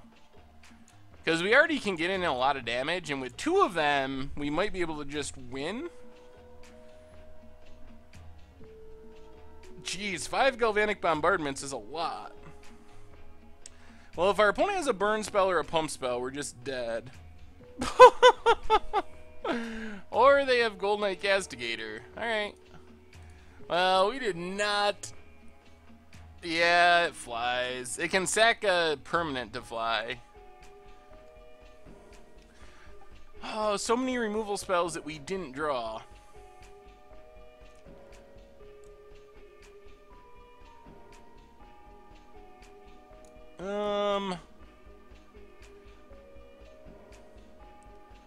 I guess we can maybe bring in Inner Struggle as another removal spell. And try it like that.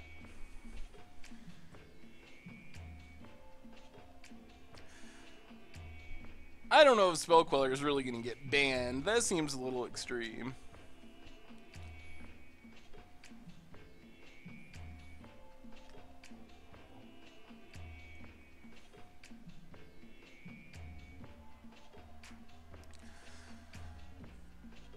He didn't sack on the previous combat step? Then that was my bad. I guess I just assumed that the opponent sacked.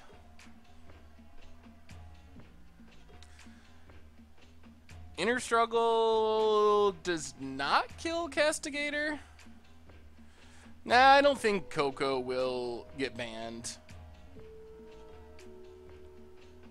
I mean, it could get banned in Modern eventually, but it's not going to get banned in Standard. It's only in Standard for another couple months. So no way it gets banned in Standard. I guess there's a chance that sooner or later it ends up getting banned in Modern. Because it does have that same, like, somewhat birthing pod-esque characteristic where it's hard to print any... You gotta be careful what cards you print with it in the format, which is one of the reasons they gave for banning Birthing Pod. Alright, let's Fury Blade. Pass the turn. So, you can't do it in pre-release leagues, but in some leagues, you do 5 rounds, and then if you want to, you can go into the second stage, you add another pack to your sealed pool, and keep playing.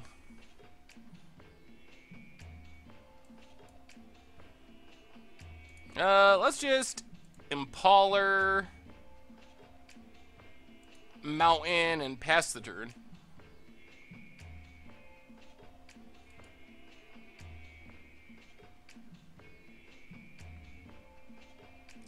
Yeah, it takes a lot for a card to get banned in Standard.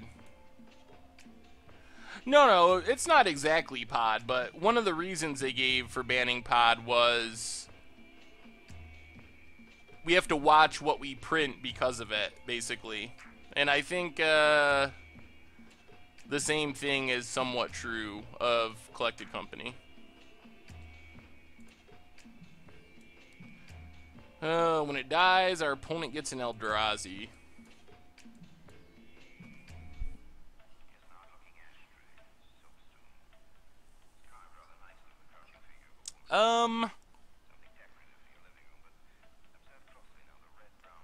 That Eldrazi is actually kind of annoying for us. Let's just Stromkirk Mentor. Put a counter on the Fury Blade. And then not discard, but attack for 2. Hey, welcome, Tron Dragon. I'm glad you've been able to catch it.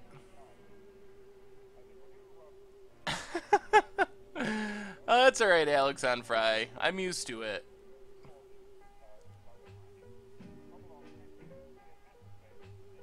Pone's gonna block. Get their Eldrazi thing.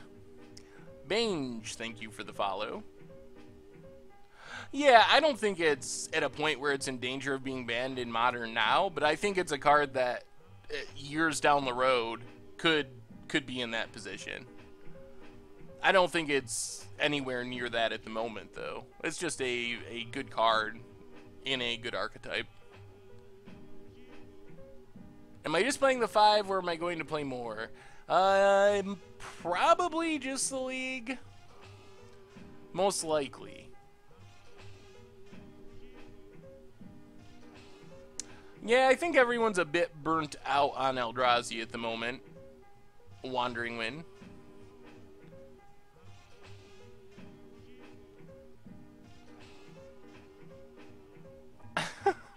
Well, I've never heard anyone thank me for correcting their pronunciation before, but I'll take it. I think we just take our beats here. Dance with the Devils can be a Savage Alliance. Alright, well, we definitely take our beats now. Monsieur Allen, thank you for the follow.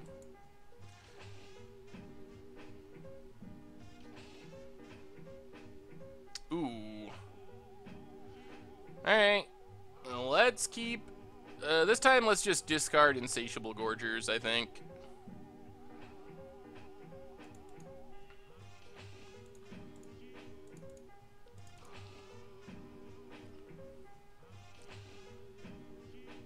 And get in for 5. Let's leave Impaler back just in case they have a removal spell we might want to chump. And I don't think that 1 damage is super valuable right here. Lambake! I'm glad you finally caught it.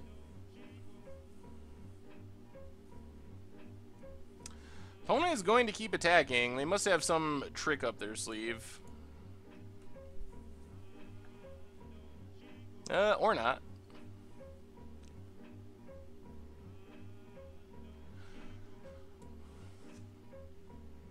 Deals 1 damage to... Alright. That kills one of our things.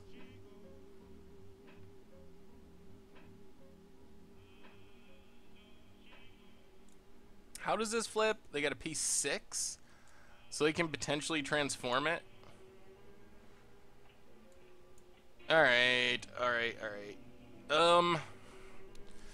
Oh, do we just need to kill both of those things? We'd have to empty our hand, essentially.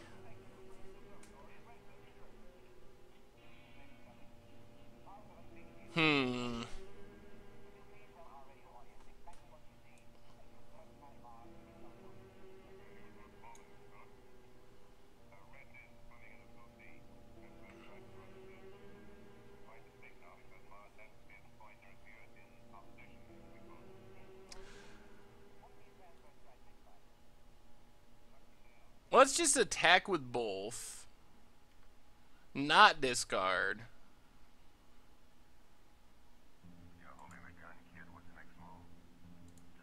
See if our opponent blocks.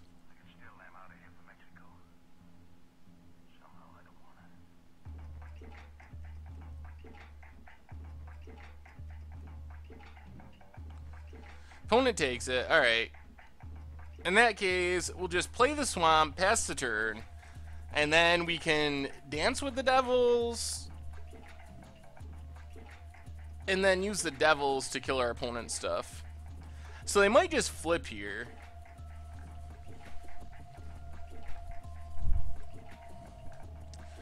No flipping. Well, 1, 2, 3, 4. Dance with devils.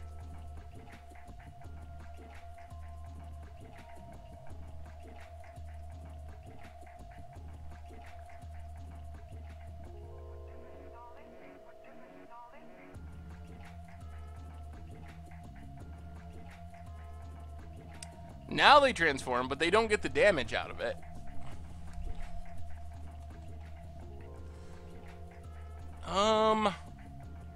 So we might just need to chump.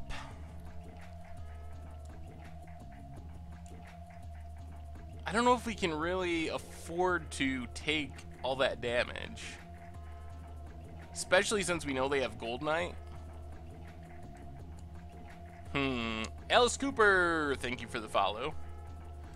I think we will definitely do Tree of Perdition on Against the Odds at some point. We'll just chump. Ping our opponent. Ooh, does this win us the game? Yeah, that does. Alright, well, we'll just do the win the game plan then. Discard Deranged Whelp. Do some attacking. Uncage Fury. Uncage Fury is pretty good.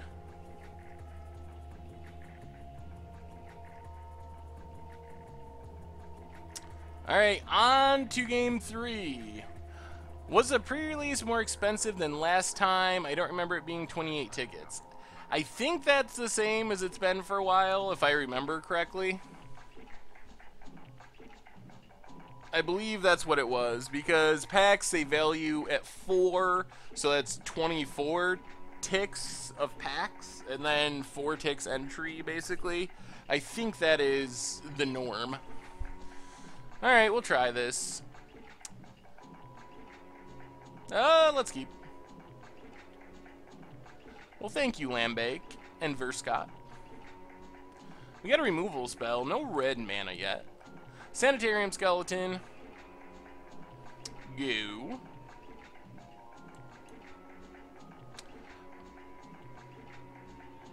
More swamps. Mono swamps is not super great, but our opponent's on mono mountain, so maybe that's something. Explosive apparatus and a mountain. All right, we're doing the mana screw game. Ugh.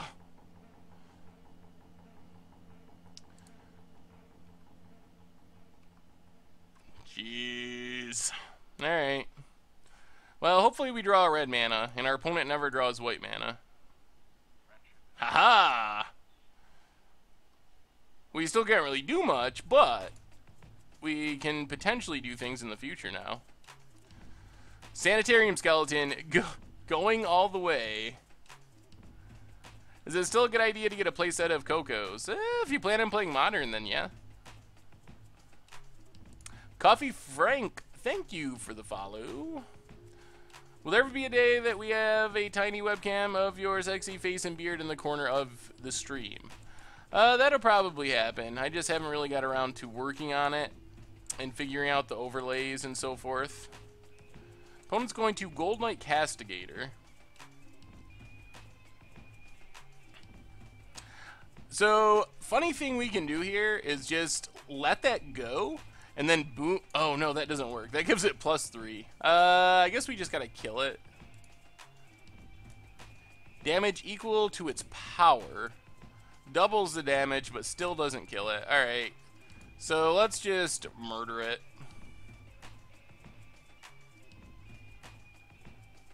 No, I actually hate olives. Not a fan of olives at all. Get in 4-1. Very slowly. Opponent's down to 15.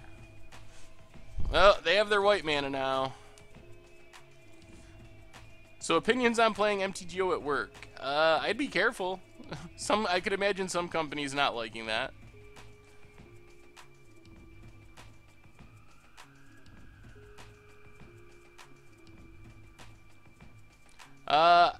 Also not a big saffron eater. Were you really following me because you thought I liked olives? That's a really weird reason to follow someone. Welcome back, Stu. Alright, let's kill this thing. We're taking the sanitarium skeleton all the way.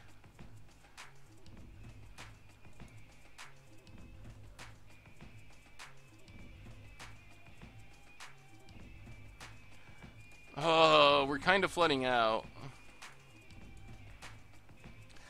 It's probably easier to get away with watching from work than actually playing at work, I would assume. I'm lucky because for me, playing is work. Sanctifier of Souls, when another creature enters the battlefield, blah blah blah, exile a card, blah blah blah. Alright, I guess we gotta kill that thing too.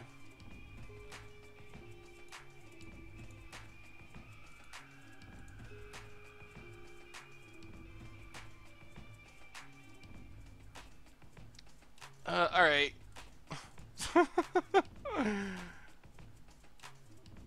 Oh, this is not how we drew it up. Sanitarium Skeleton has officially gotten in 11 damage. It might be happening.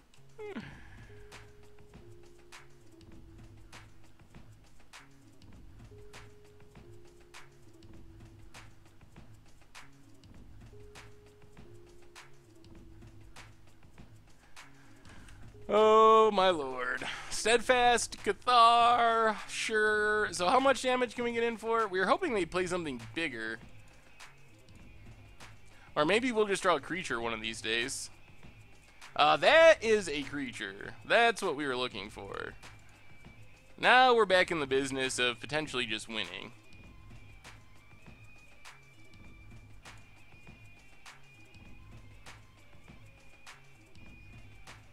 In a draft, would you say about 16 lands if I have a lot of card selection and a low curve? 16 lands is about as low as I would normally go in a draft, barring like really cube and you're getting Moxen and stuff like that, but in a typical format, that's about as low as you go. And you're going to want a pretty aggressive, like, think of like a mono red aggro deck in Constructed. If your deck is something along those lines, like curve-wise, then I can see 16 lands. I think there's only been a couple of times where I've ever went 15 lands. Wee McGee! And that's, can be pretty risky. Thank you for the follow. That's why I said Wee McGee. Oh, are we actually gonna win with this really clunky draw? Oh lord, Collective Defiance kills our creature. Opponent gets in 4-2. Our opponent has some good red removal. I wish we had Collective Defiance.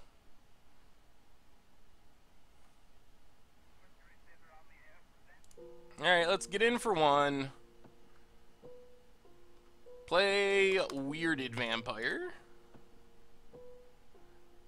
Ooh, do I have a favorite card art? Not especially. Jeez, opponent.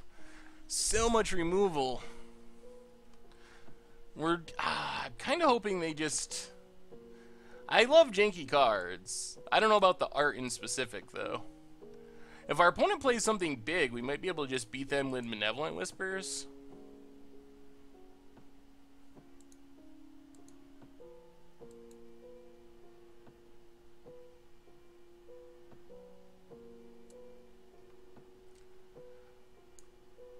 We have 4 card types in our graveyard. 5, 6, 7, 8, 9. Maybe we just draw a creature. Alright, that's a creature.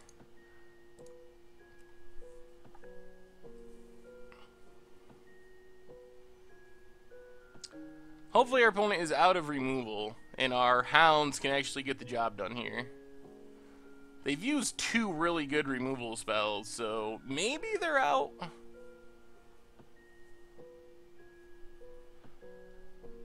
Alright, they're gonna kill our skeleton. Sure. Well, I guess it turns on this thing.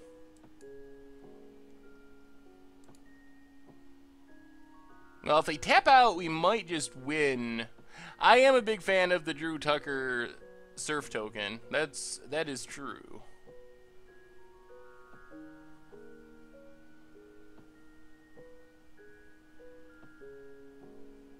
Opponent's gonna get in for 2.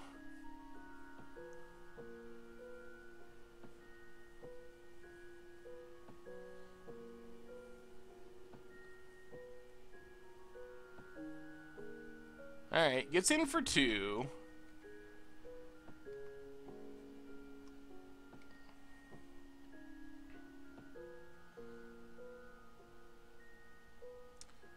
Extractor of Sin. Ugh.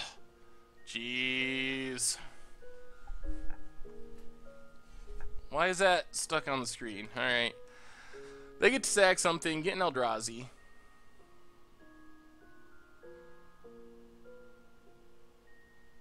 We get back our Sanitarium skeleton.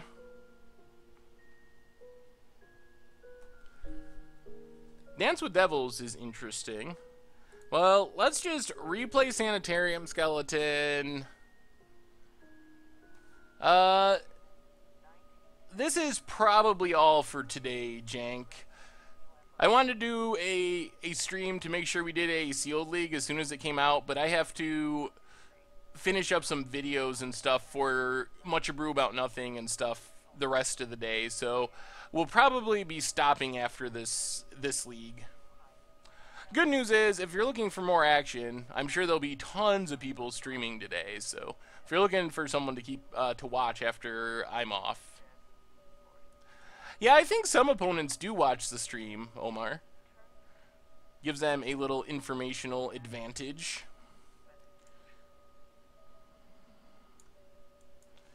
Alright, what's our opponent going to do here? Does some attacking.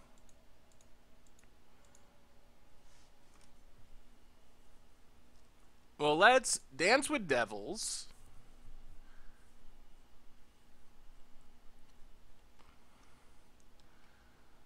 Block, block, and block.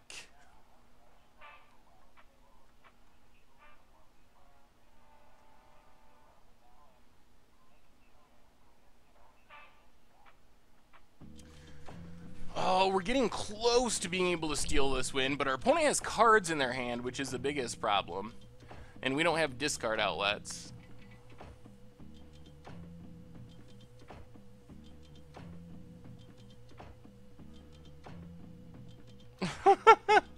Gives it indestructible until end of turn. Alright.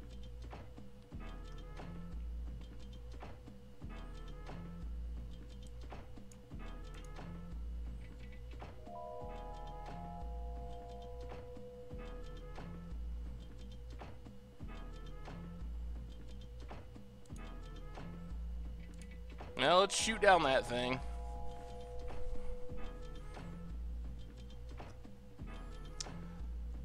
Opponent's gonna sack it.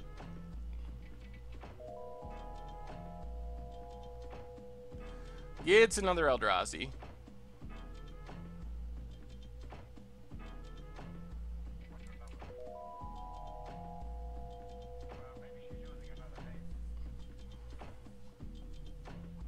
Oh, we just haven't had a discard outlet.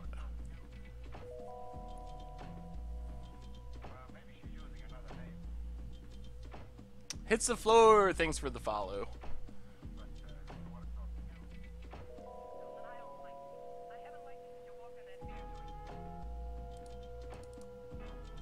Well, let's get back Sanitarium Skeletons. Play Sanitarium Skeletons. Yeah, go ahead, Psycho Smurf. As long as it's a safe link or whatever, then yeah, that's fine. And just pass the turn.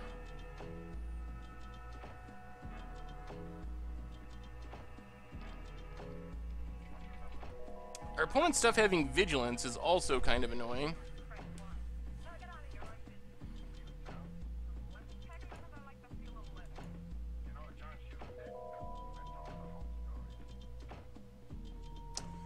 Oh boy.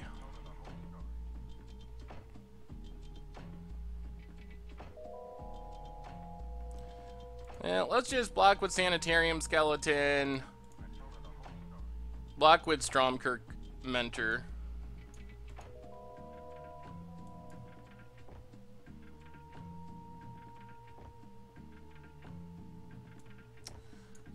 Gets 2 1/1 spirits with flying.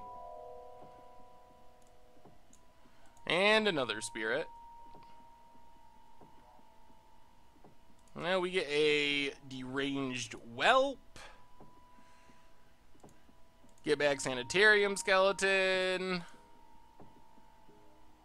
Play Sanitarium Skeleton. Pass the turn. Our stuff is just so bad without a discard outlet. Our whole deck functions so much worse without a discard outlet.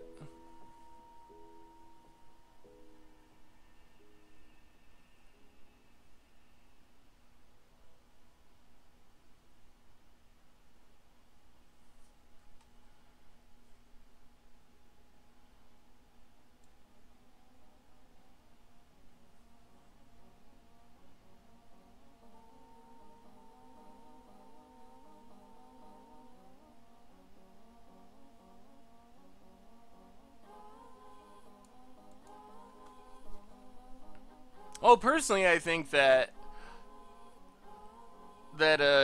ghosting comes along with streaming. If you're gonna stream, then that's just the risk that you take, essentially.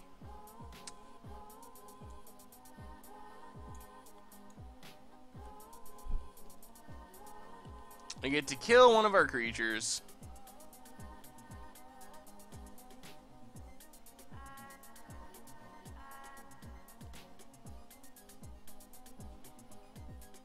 Yeah, we're just gonna lose. We haven't drawn... we just haven't drawn well enough.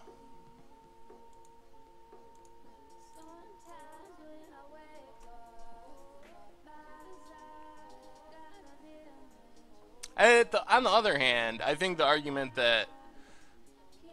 I think it's hard to say, like, oh, this isn't a real job, or that's not a real job. I mean, I know people that work extremely hard physically and people that sit in offices all day, and I think it's hard to say that what you do for a living, that what someone does for a living isn't relevant.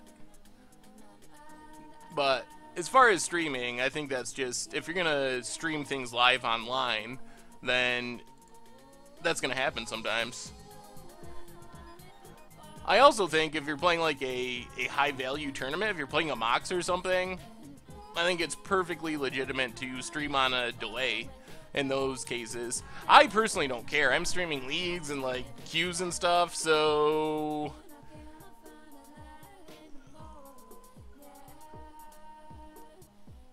I really don't care. If someone wants to go through the effort of looking at my my hand to try to get an advantage, then good for them. I mean,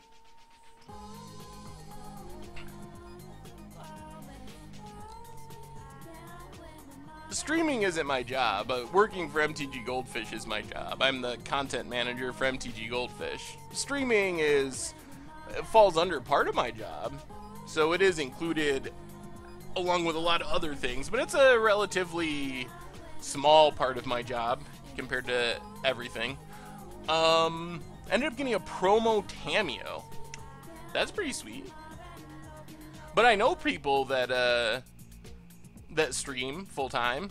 Like, that's what Newmont does and Cheon does. They're essentially full-time streamers.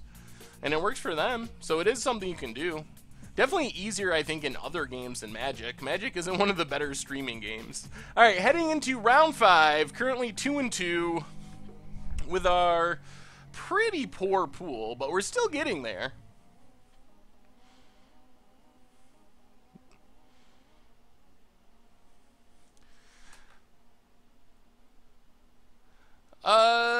No, the streaming is more just to give people a chance to hang out, talk about the stuff that's going on MTG Goldfish,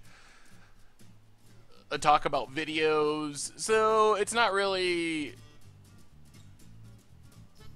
necessarily a revenue stream. I mean, occasionally people order like playmats or like sign up for premium on the site to support the stream, which is awesome. And if you want a playmat or to sign up for premium, definitely encourage it. But the main idea is it's a time for us to just like hang out and talk about stuff, answer any questions people have about any Goldfish stuff, videos, the site, and have a lot of fun, which is the main goal. Alright, we got our Impaler.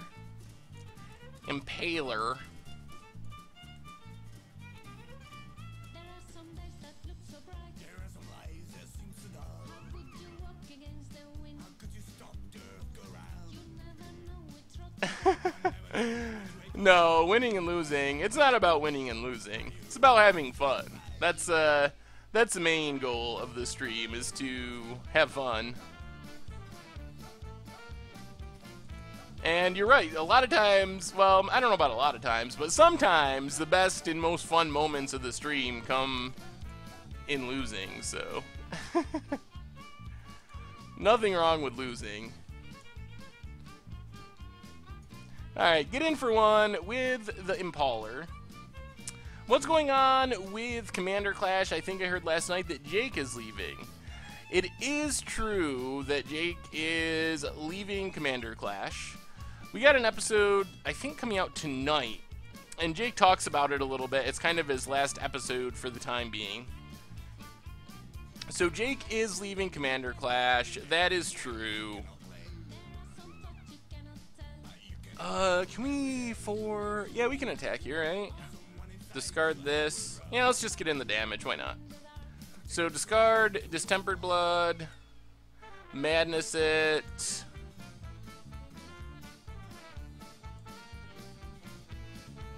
Oh my, oh my goodness.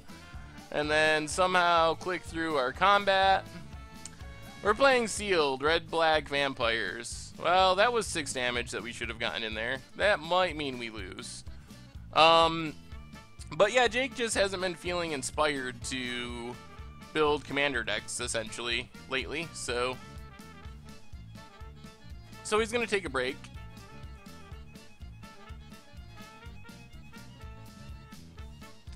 That was pretty painful. Alright, let's try this again without clicking through combat. Malevolent Whispers.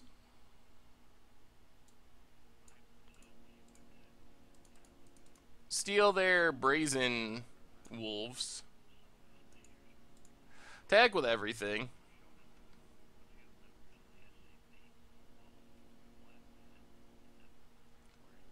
Pass the turn. Well, it's looking like we still might just win.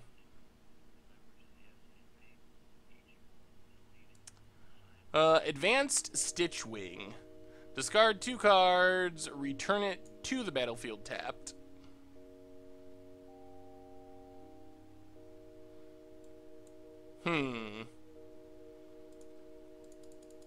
Let's just play the Outcasts. Yeah, people love the punt counter. Would you say it's harder to build decks after it became part of your job? No, I don't think so. I mean, I was working for Goldfish doing this stuff long before it was my job, just as a like a freelancer, really. So it really didn't change too much when I started working full-time for Goldfish. Kind of the same as before, really. Can we win here? Seems possible. Unless our opponent has, like, removal. Which they could.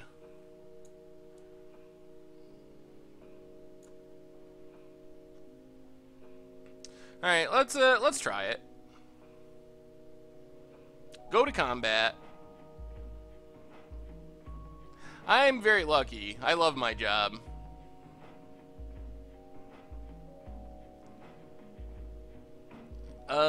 We will discard this Distemper of the Blood on our Fury Blade, I think.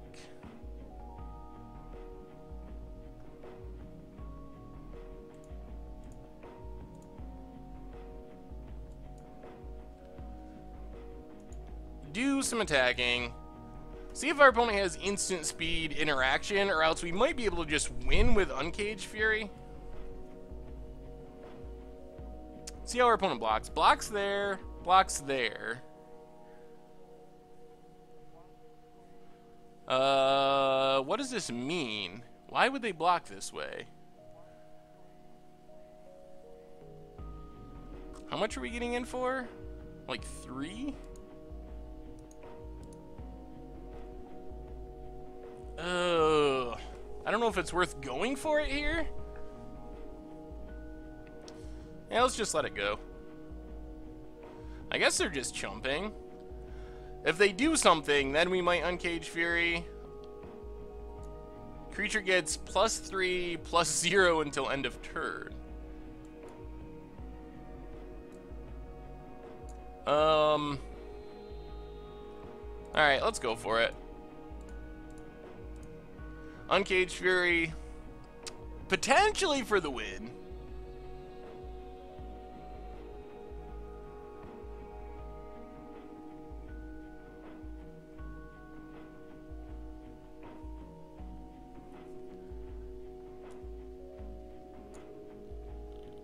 Oh, ho, ho, ho. Mono combat tricks. Jeez. Oh, that was bad. Well, I mean, it's hard to put your opponent on multiple combat tricks.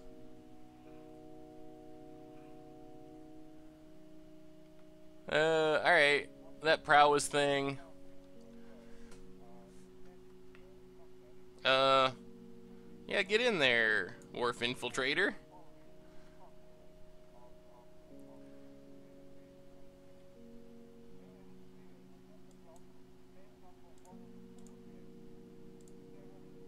No.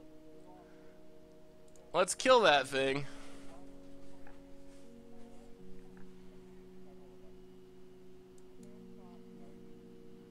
And I guess we just pass.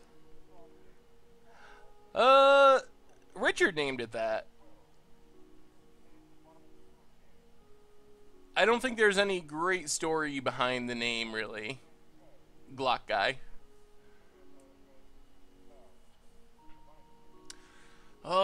So this deck, unsurprisingly, for an aggro deck, we've been good at getting our opponent down low in some games and then just not being able to finish things off.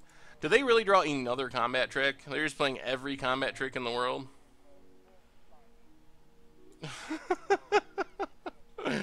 Yup. Alright. Oh.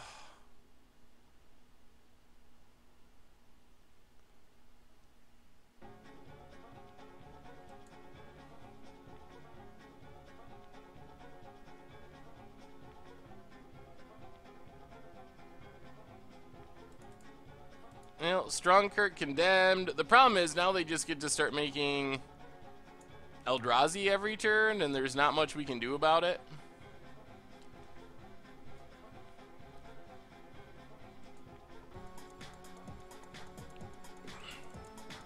Well, I don't think ghosting is right. I think that it's a sketchy, and I wouldn't do it. So I think that's true. On the other hand, I know that's a risk that I take by streaming, so I don't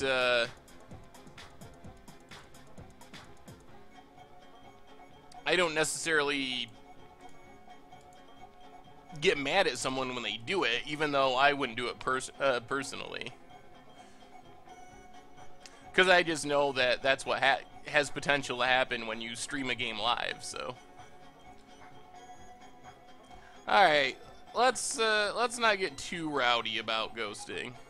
Opponent has another flyer, and we're probably just going to lose to these flyers. Dance with Devils, unlikely to be enough to get us back into this. We're taking at least 5 here.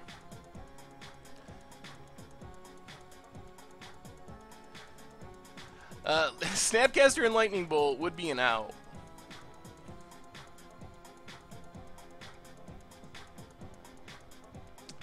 Our opponent doesn't attack with the other one. We're down to 8. Fogwalker.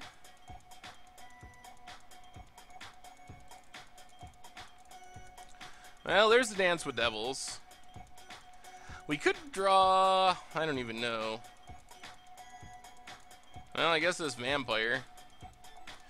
I don't think it matters, though. We're just dead to the flyers.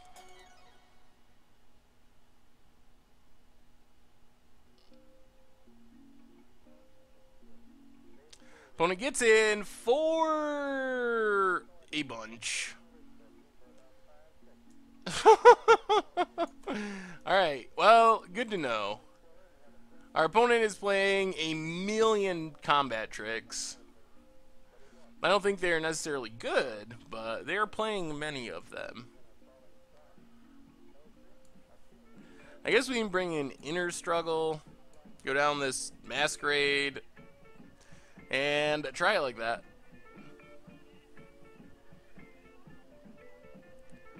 Yep, the good old right-click concede.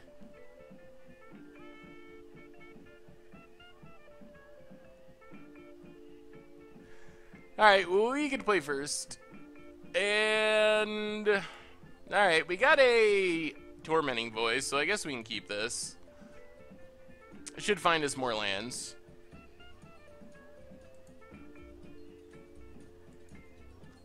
I don't think we need more... Alright, keep your PC from frying, Kifka. Thanks for hanging out, though. This is our last match of the league, anyway. Do you think you could play a Underworld Dreams Teferi's Puzzle Box deck sometime? Yeah, I could imagine that happening. With, against the odds, potentially.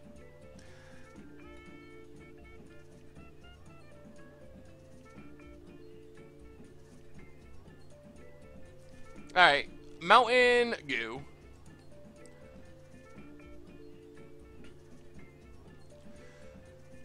We can pitch the Skeleton.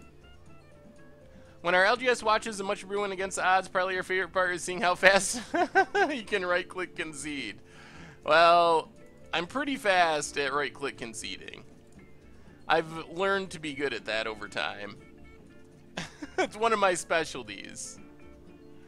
Reality Acid is another good one. See, there's still a lot of good against the odds options out there. Well, Swamp and Thraben Foulbloods.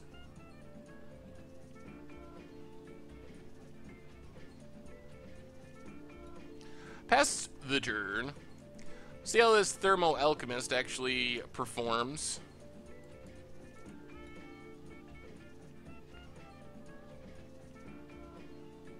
Niblis of Dusk. Alright, land. Let's just attack. If we need to, we could uncage Fury. Alright, well, I guess we uncage Fury then. Get in some damage, get rid of the flyer.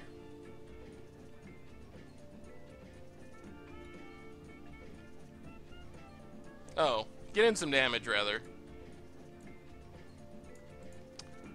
Get rid of the flyer, rather. I keep saying those things backwards. There is no Against the Odds poll this week, because we have a special Eldritch Moon edition coming up next week. So, we'll be back to the polls the following week. Dracoplasm. Dracoplasm is a really unique card. It is also challenging because it's Legacy, and Legacy is a hard format sometimes for Against the Odds. Not that it's impossible, but it can be challenging. I'm not spoiling what we're actually playing for it.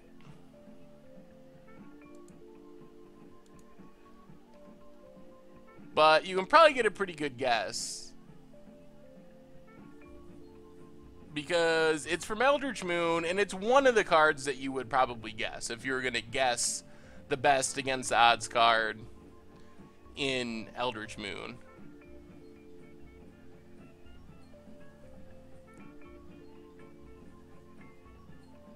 Those are good guesses, Wave of Shadow.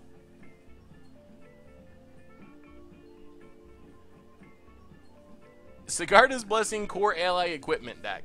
That could be something that happened on Against the Odds, but that didn't jump right to the top of the Against the Odds list. Triskaidekaphobia. So, Triskaidekaphobia, we actually played that before in Modern. Likely we will play it again, because it's a good one, and it works well with Tree of Perdition. But, what does this do? 3/3 for 3. Flips around in a 4/3. Attacking creatures get +1/+0 on trample. Alright.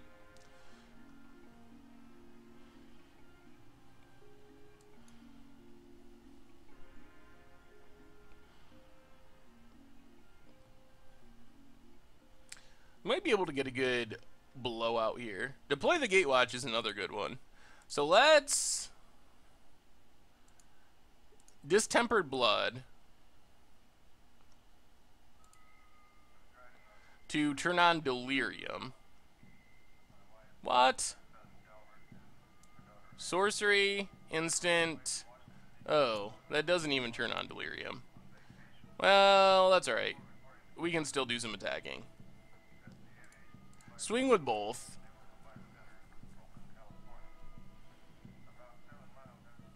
Mind's Dilation is another sweet one. Harmless Offering plus Pact in Standard. That's another very good guess.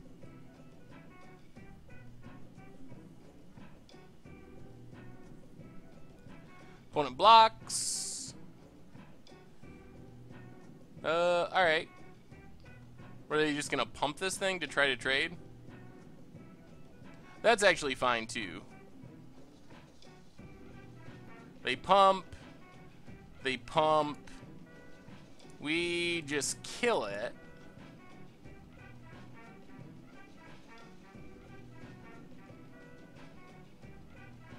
They deal 1 damage. Sure. We get in for 9. And then pass the turn. So hopefully we're winning this race. Hey, question. You had a video a few weeks ago where on like match 4 you stated that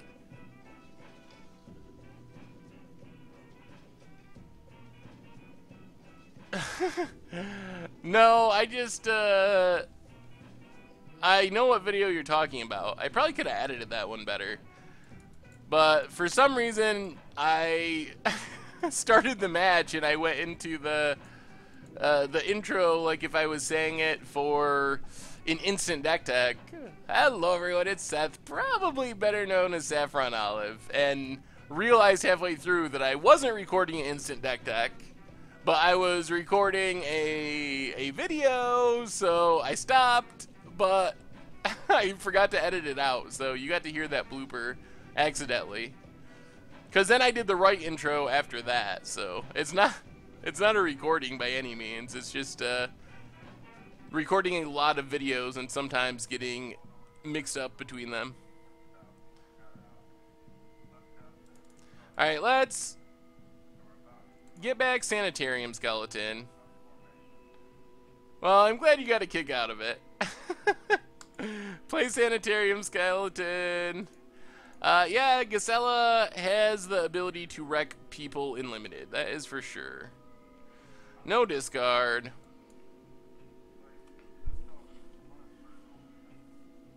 And pass the turn. Ooh, Bruna's sweet. Bruna's probably pretty good in sealed. You can play those big expensive things a little bit better. Why do you intro with better known as Saffron Olive? Because I did not do that one time and a lot of people yelled at me. So, so I stick with it now. I'm glad you liked the bonus video. I thought it was funny. Alright, our opponent gets to flip their thing. We get a land. Alright, play the land.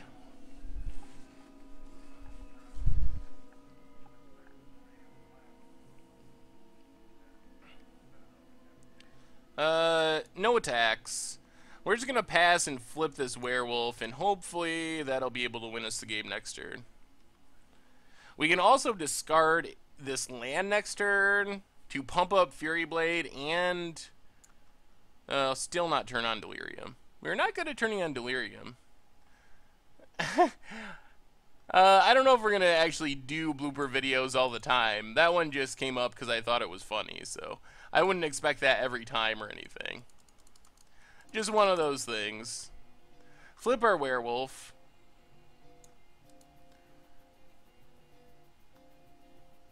Ooh, Malevolent Whispers is pretty sweet. That will hopefully win us the game. So let's play the land, go to combat, discard Malevolent Whispers, madness it, stealing this neck breaker.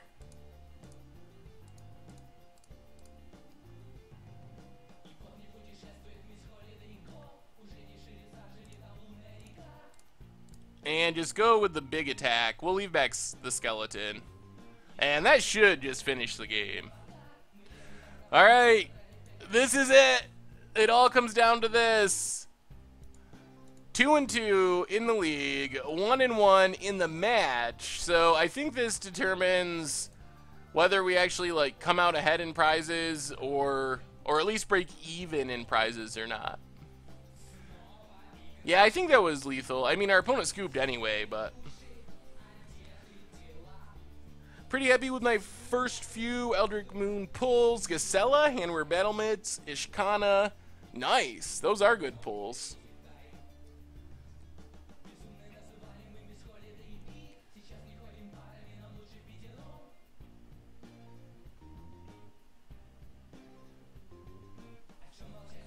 Emrakul. Oh, man. Well, guess we're going to 6.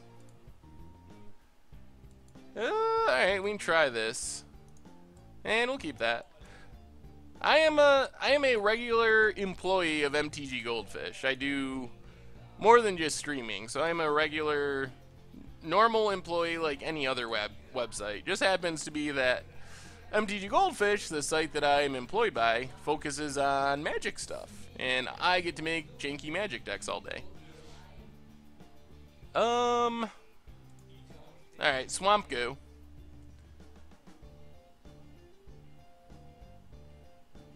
Yeah, I think Seth Menfeld's voice is a little bit higher than mine is.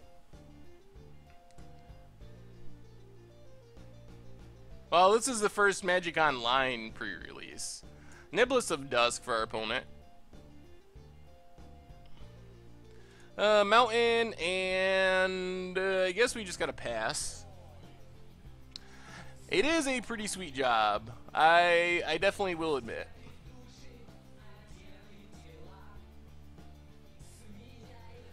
I don't know, they're splashing black, so they could have some sort of black removal.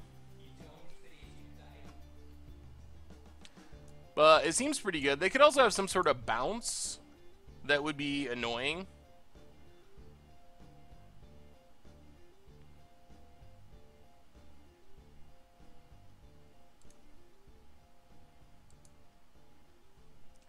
Opponent gets in for 2.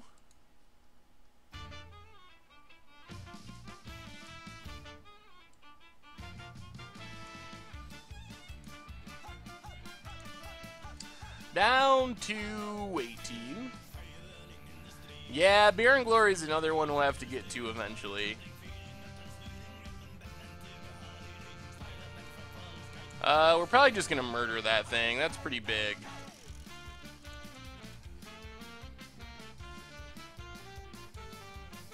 Alright, just run the weirded vampire out there.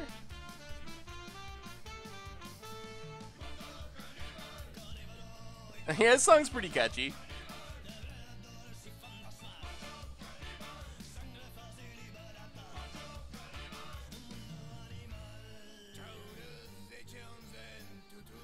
What does our opponent have here? Press for answers. Alright, gonna tap down our vampire. And investigate. Get in for 3. Oh, you're drafting tonight, Marty? Nice. Eldritch Moon, I assume? I haven't got to draft yet. I'm definitely looking forward to doing some drafts on Magic Online before too long. Might wait till they turn to regular drafts. Not a huge fan of drafting Swiss, if I can help it.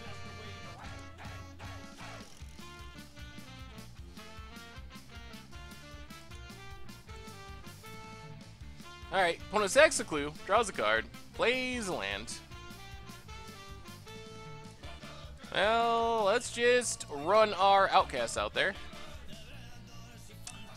So we can get a lot of damage. The question is it going to be enough?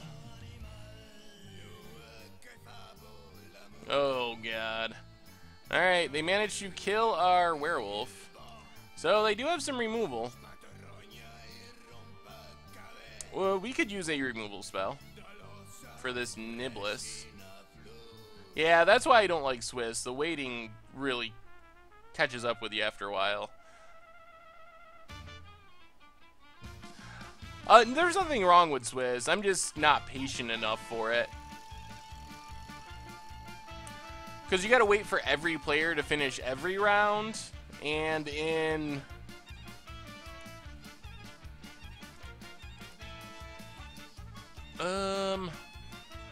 Yeah, let's just kill that thing. In a normal draft, or in a single elimination draft, each round gets quicker because people get eliminated.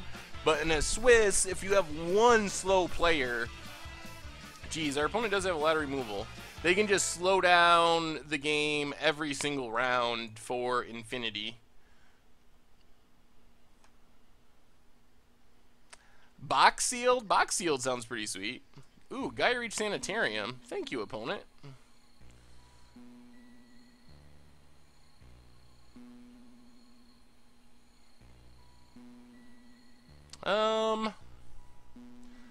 I guess we just discard Tormenting Voice here. Abandon Reason? What does that even do? Oh. Up to 2 target creatures get +1/+0 and first strike. Yeah, 8 Thermal Alchemist seems pretty unbeatable. Opponent has Pyre Hound. Sure. Well, let's Stromkirk Condemned. And attack with our Mentor. Alright, no block, so we'll just let it go. We're getting pretty close to being able to just close this game out. Opponent gets in for 2 with the Pyre Hounds. We're down to 10. Wharf Infiltrator. And passes. Ooh, 1, 2, 3, 4. Alright, let's attack with both.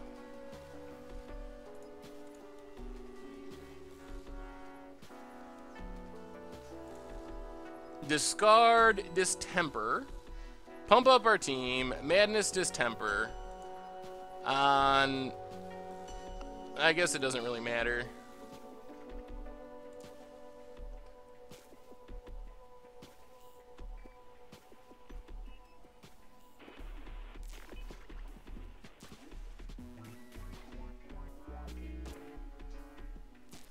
Does our opponent really have anything else? Do they have...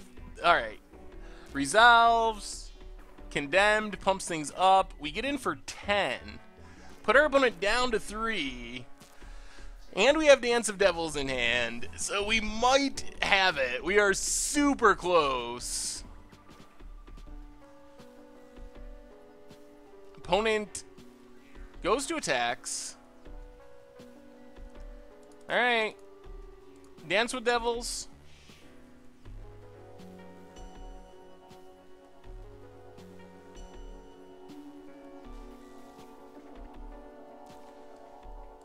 Block the Wharf Infiltrator.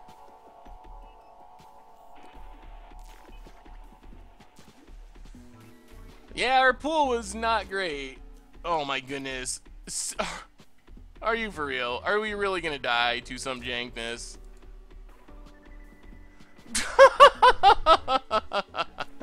Alright, well, I guess that is deserved, that we would lose to a pile of horrible cards. Fair enough.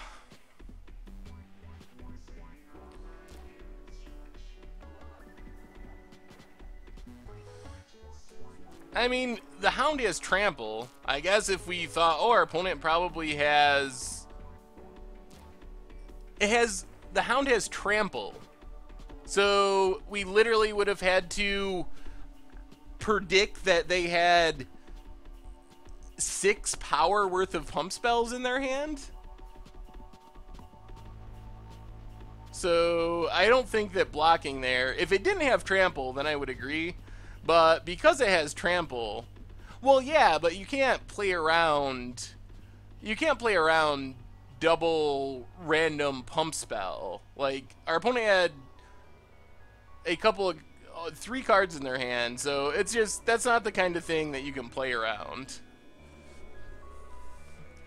Like, if you so it's just not something you can play around. Like, it's too bad that it happens like that, but if I was in that situation again, I would do the same thing. And over the course of hundreds of games of Magic, I think you win more games by playing that way than you would by blocking the Trampler. Blocking wouldn't have cleared the board, though. He had a 3-2 with Trample. So we blocked that with a 1-1.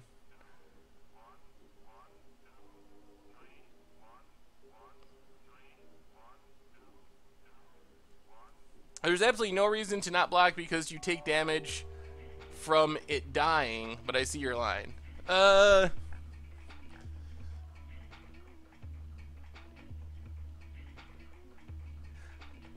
Just chumping something with Trample doesn't normally make sense.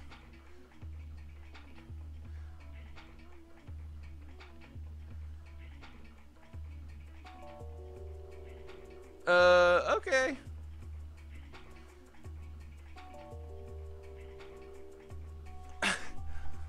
Well, yes, if he had nothing, we won, though, by not blocking. So I think there's a bit of a fallacy with that line of reasoning. If he had nothing, then not blocking wins us the game. But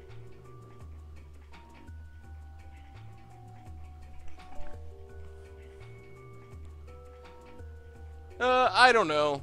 I mean, I can see the arguments, I guess, but I still don't think that that's a situation where we want to block a 1-1, use a 1-1 to block something with Trample.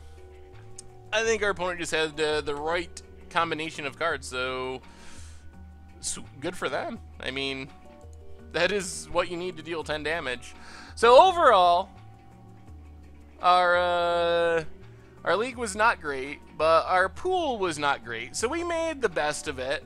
We had a lot of close games, considering we weren't that far away from being like 4-1, which isn't a bad for a deck that was 100% bombless.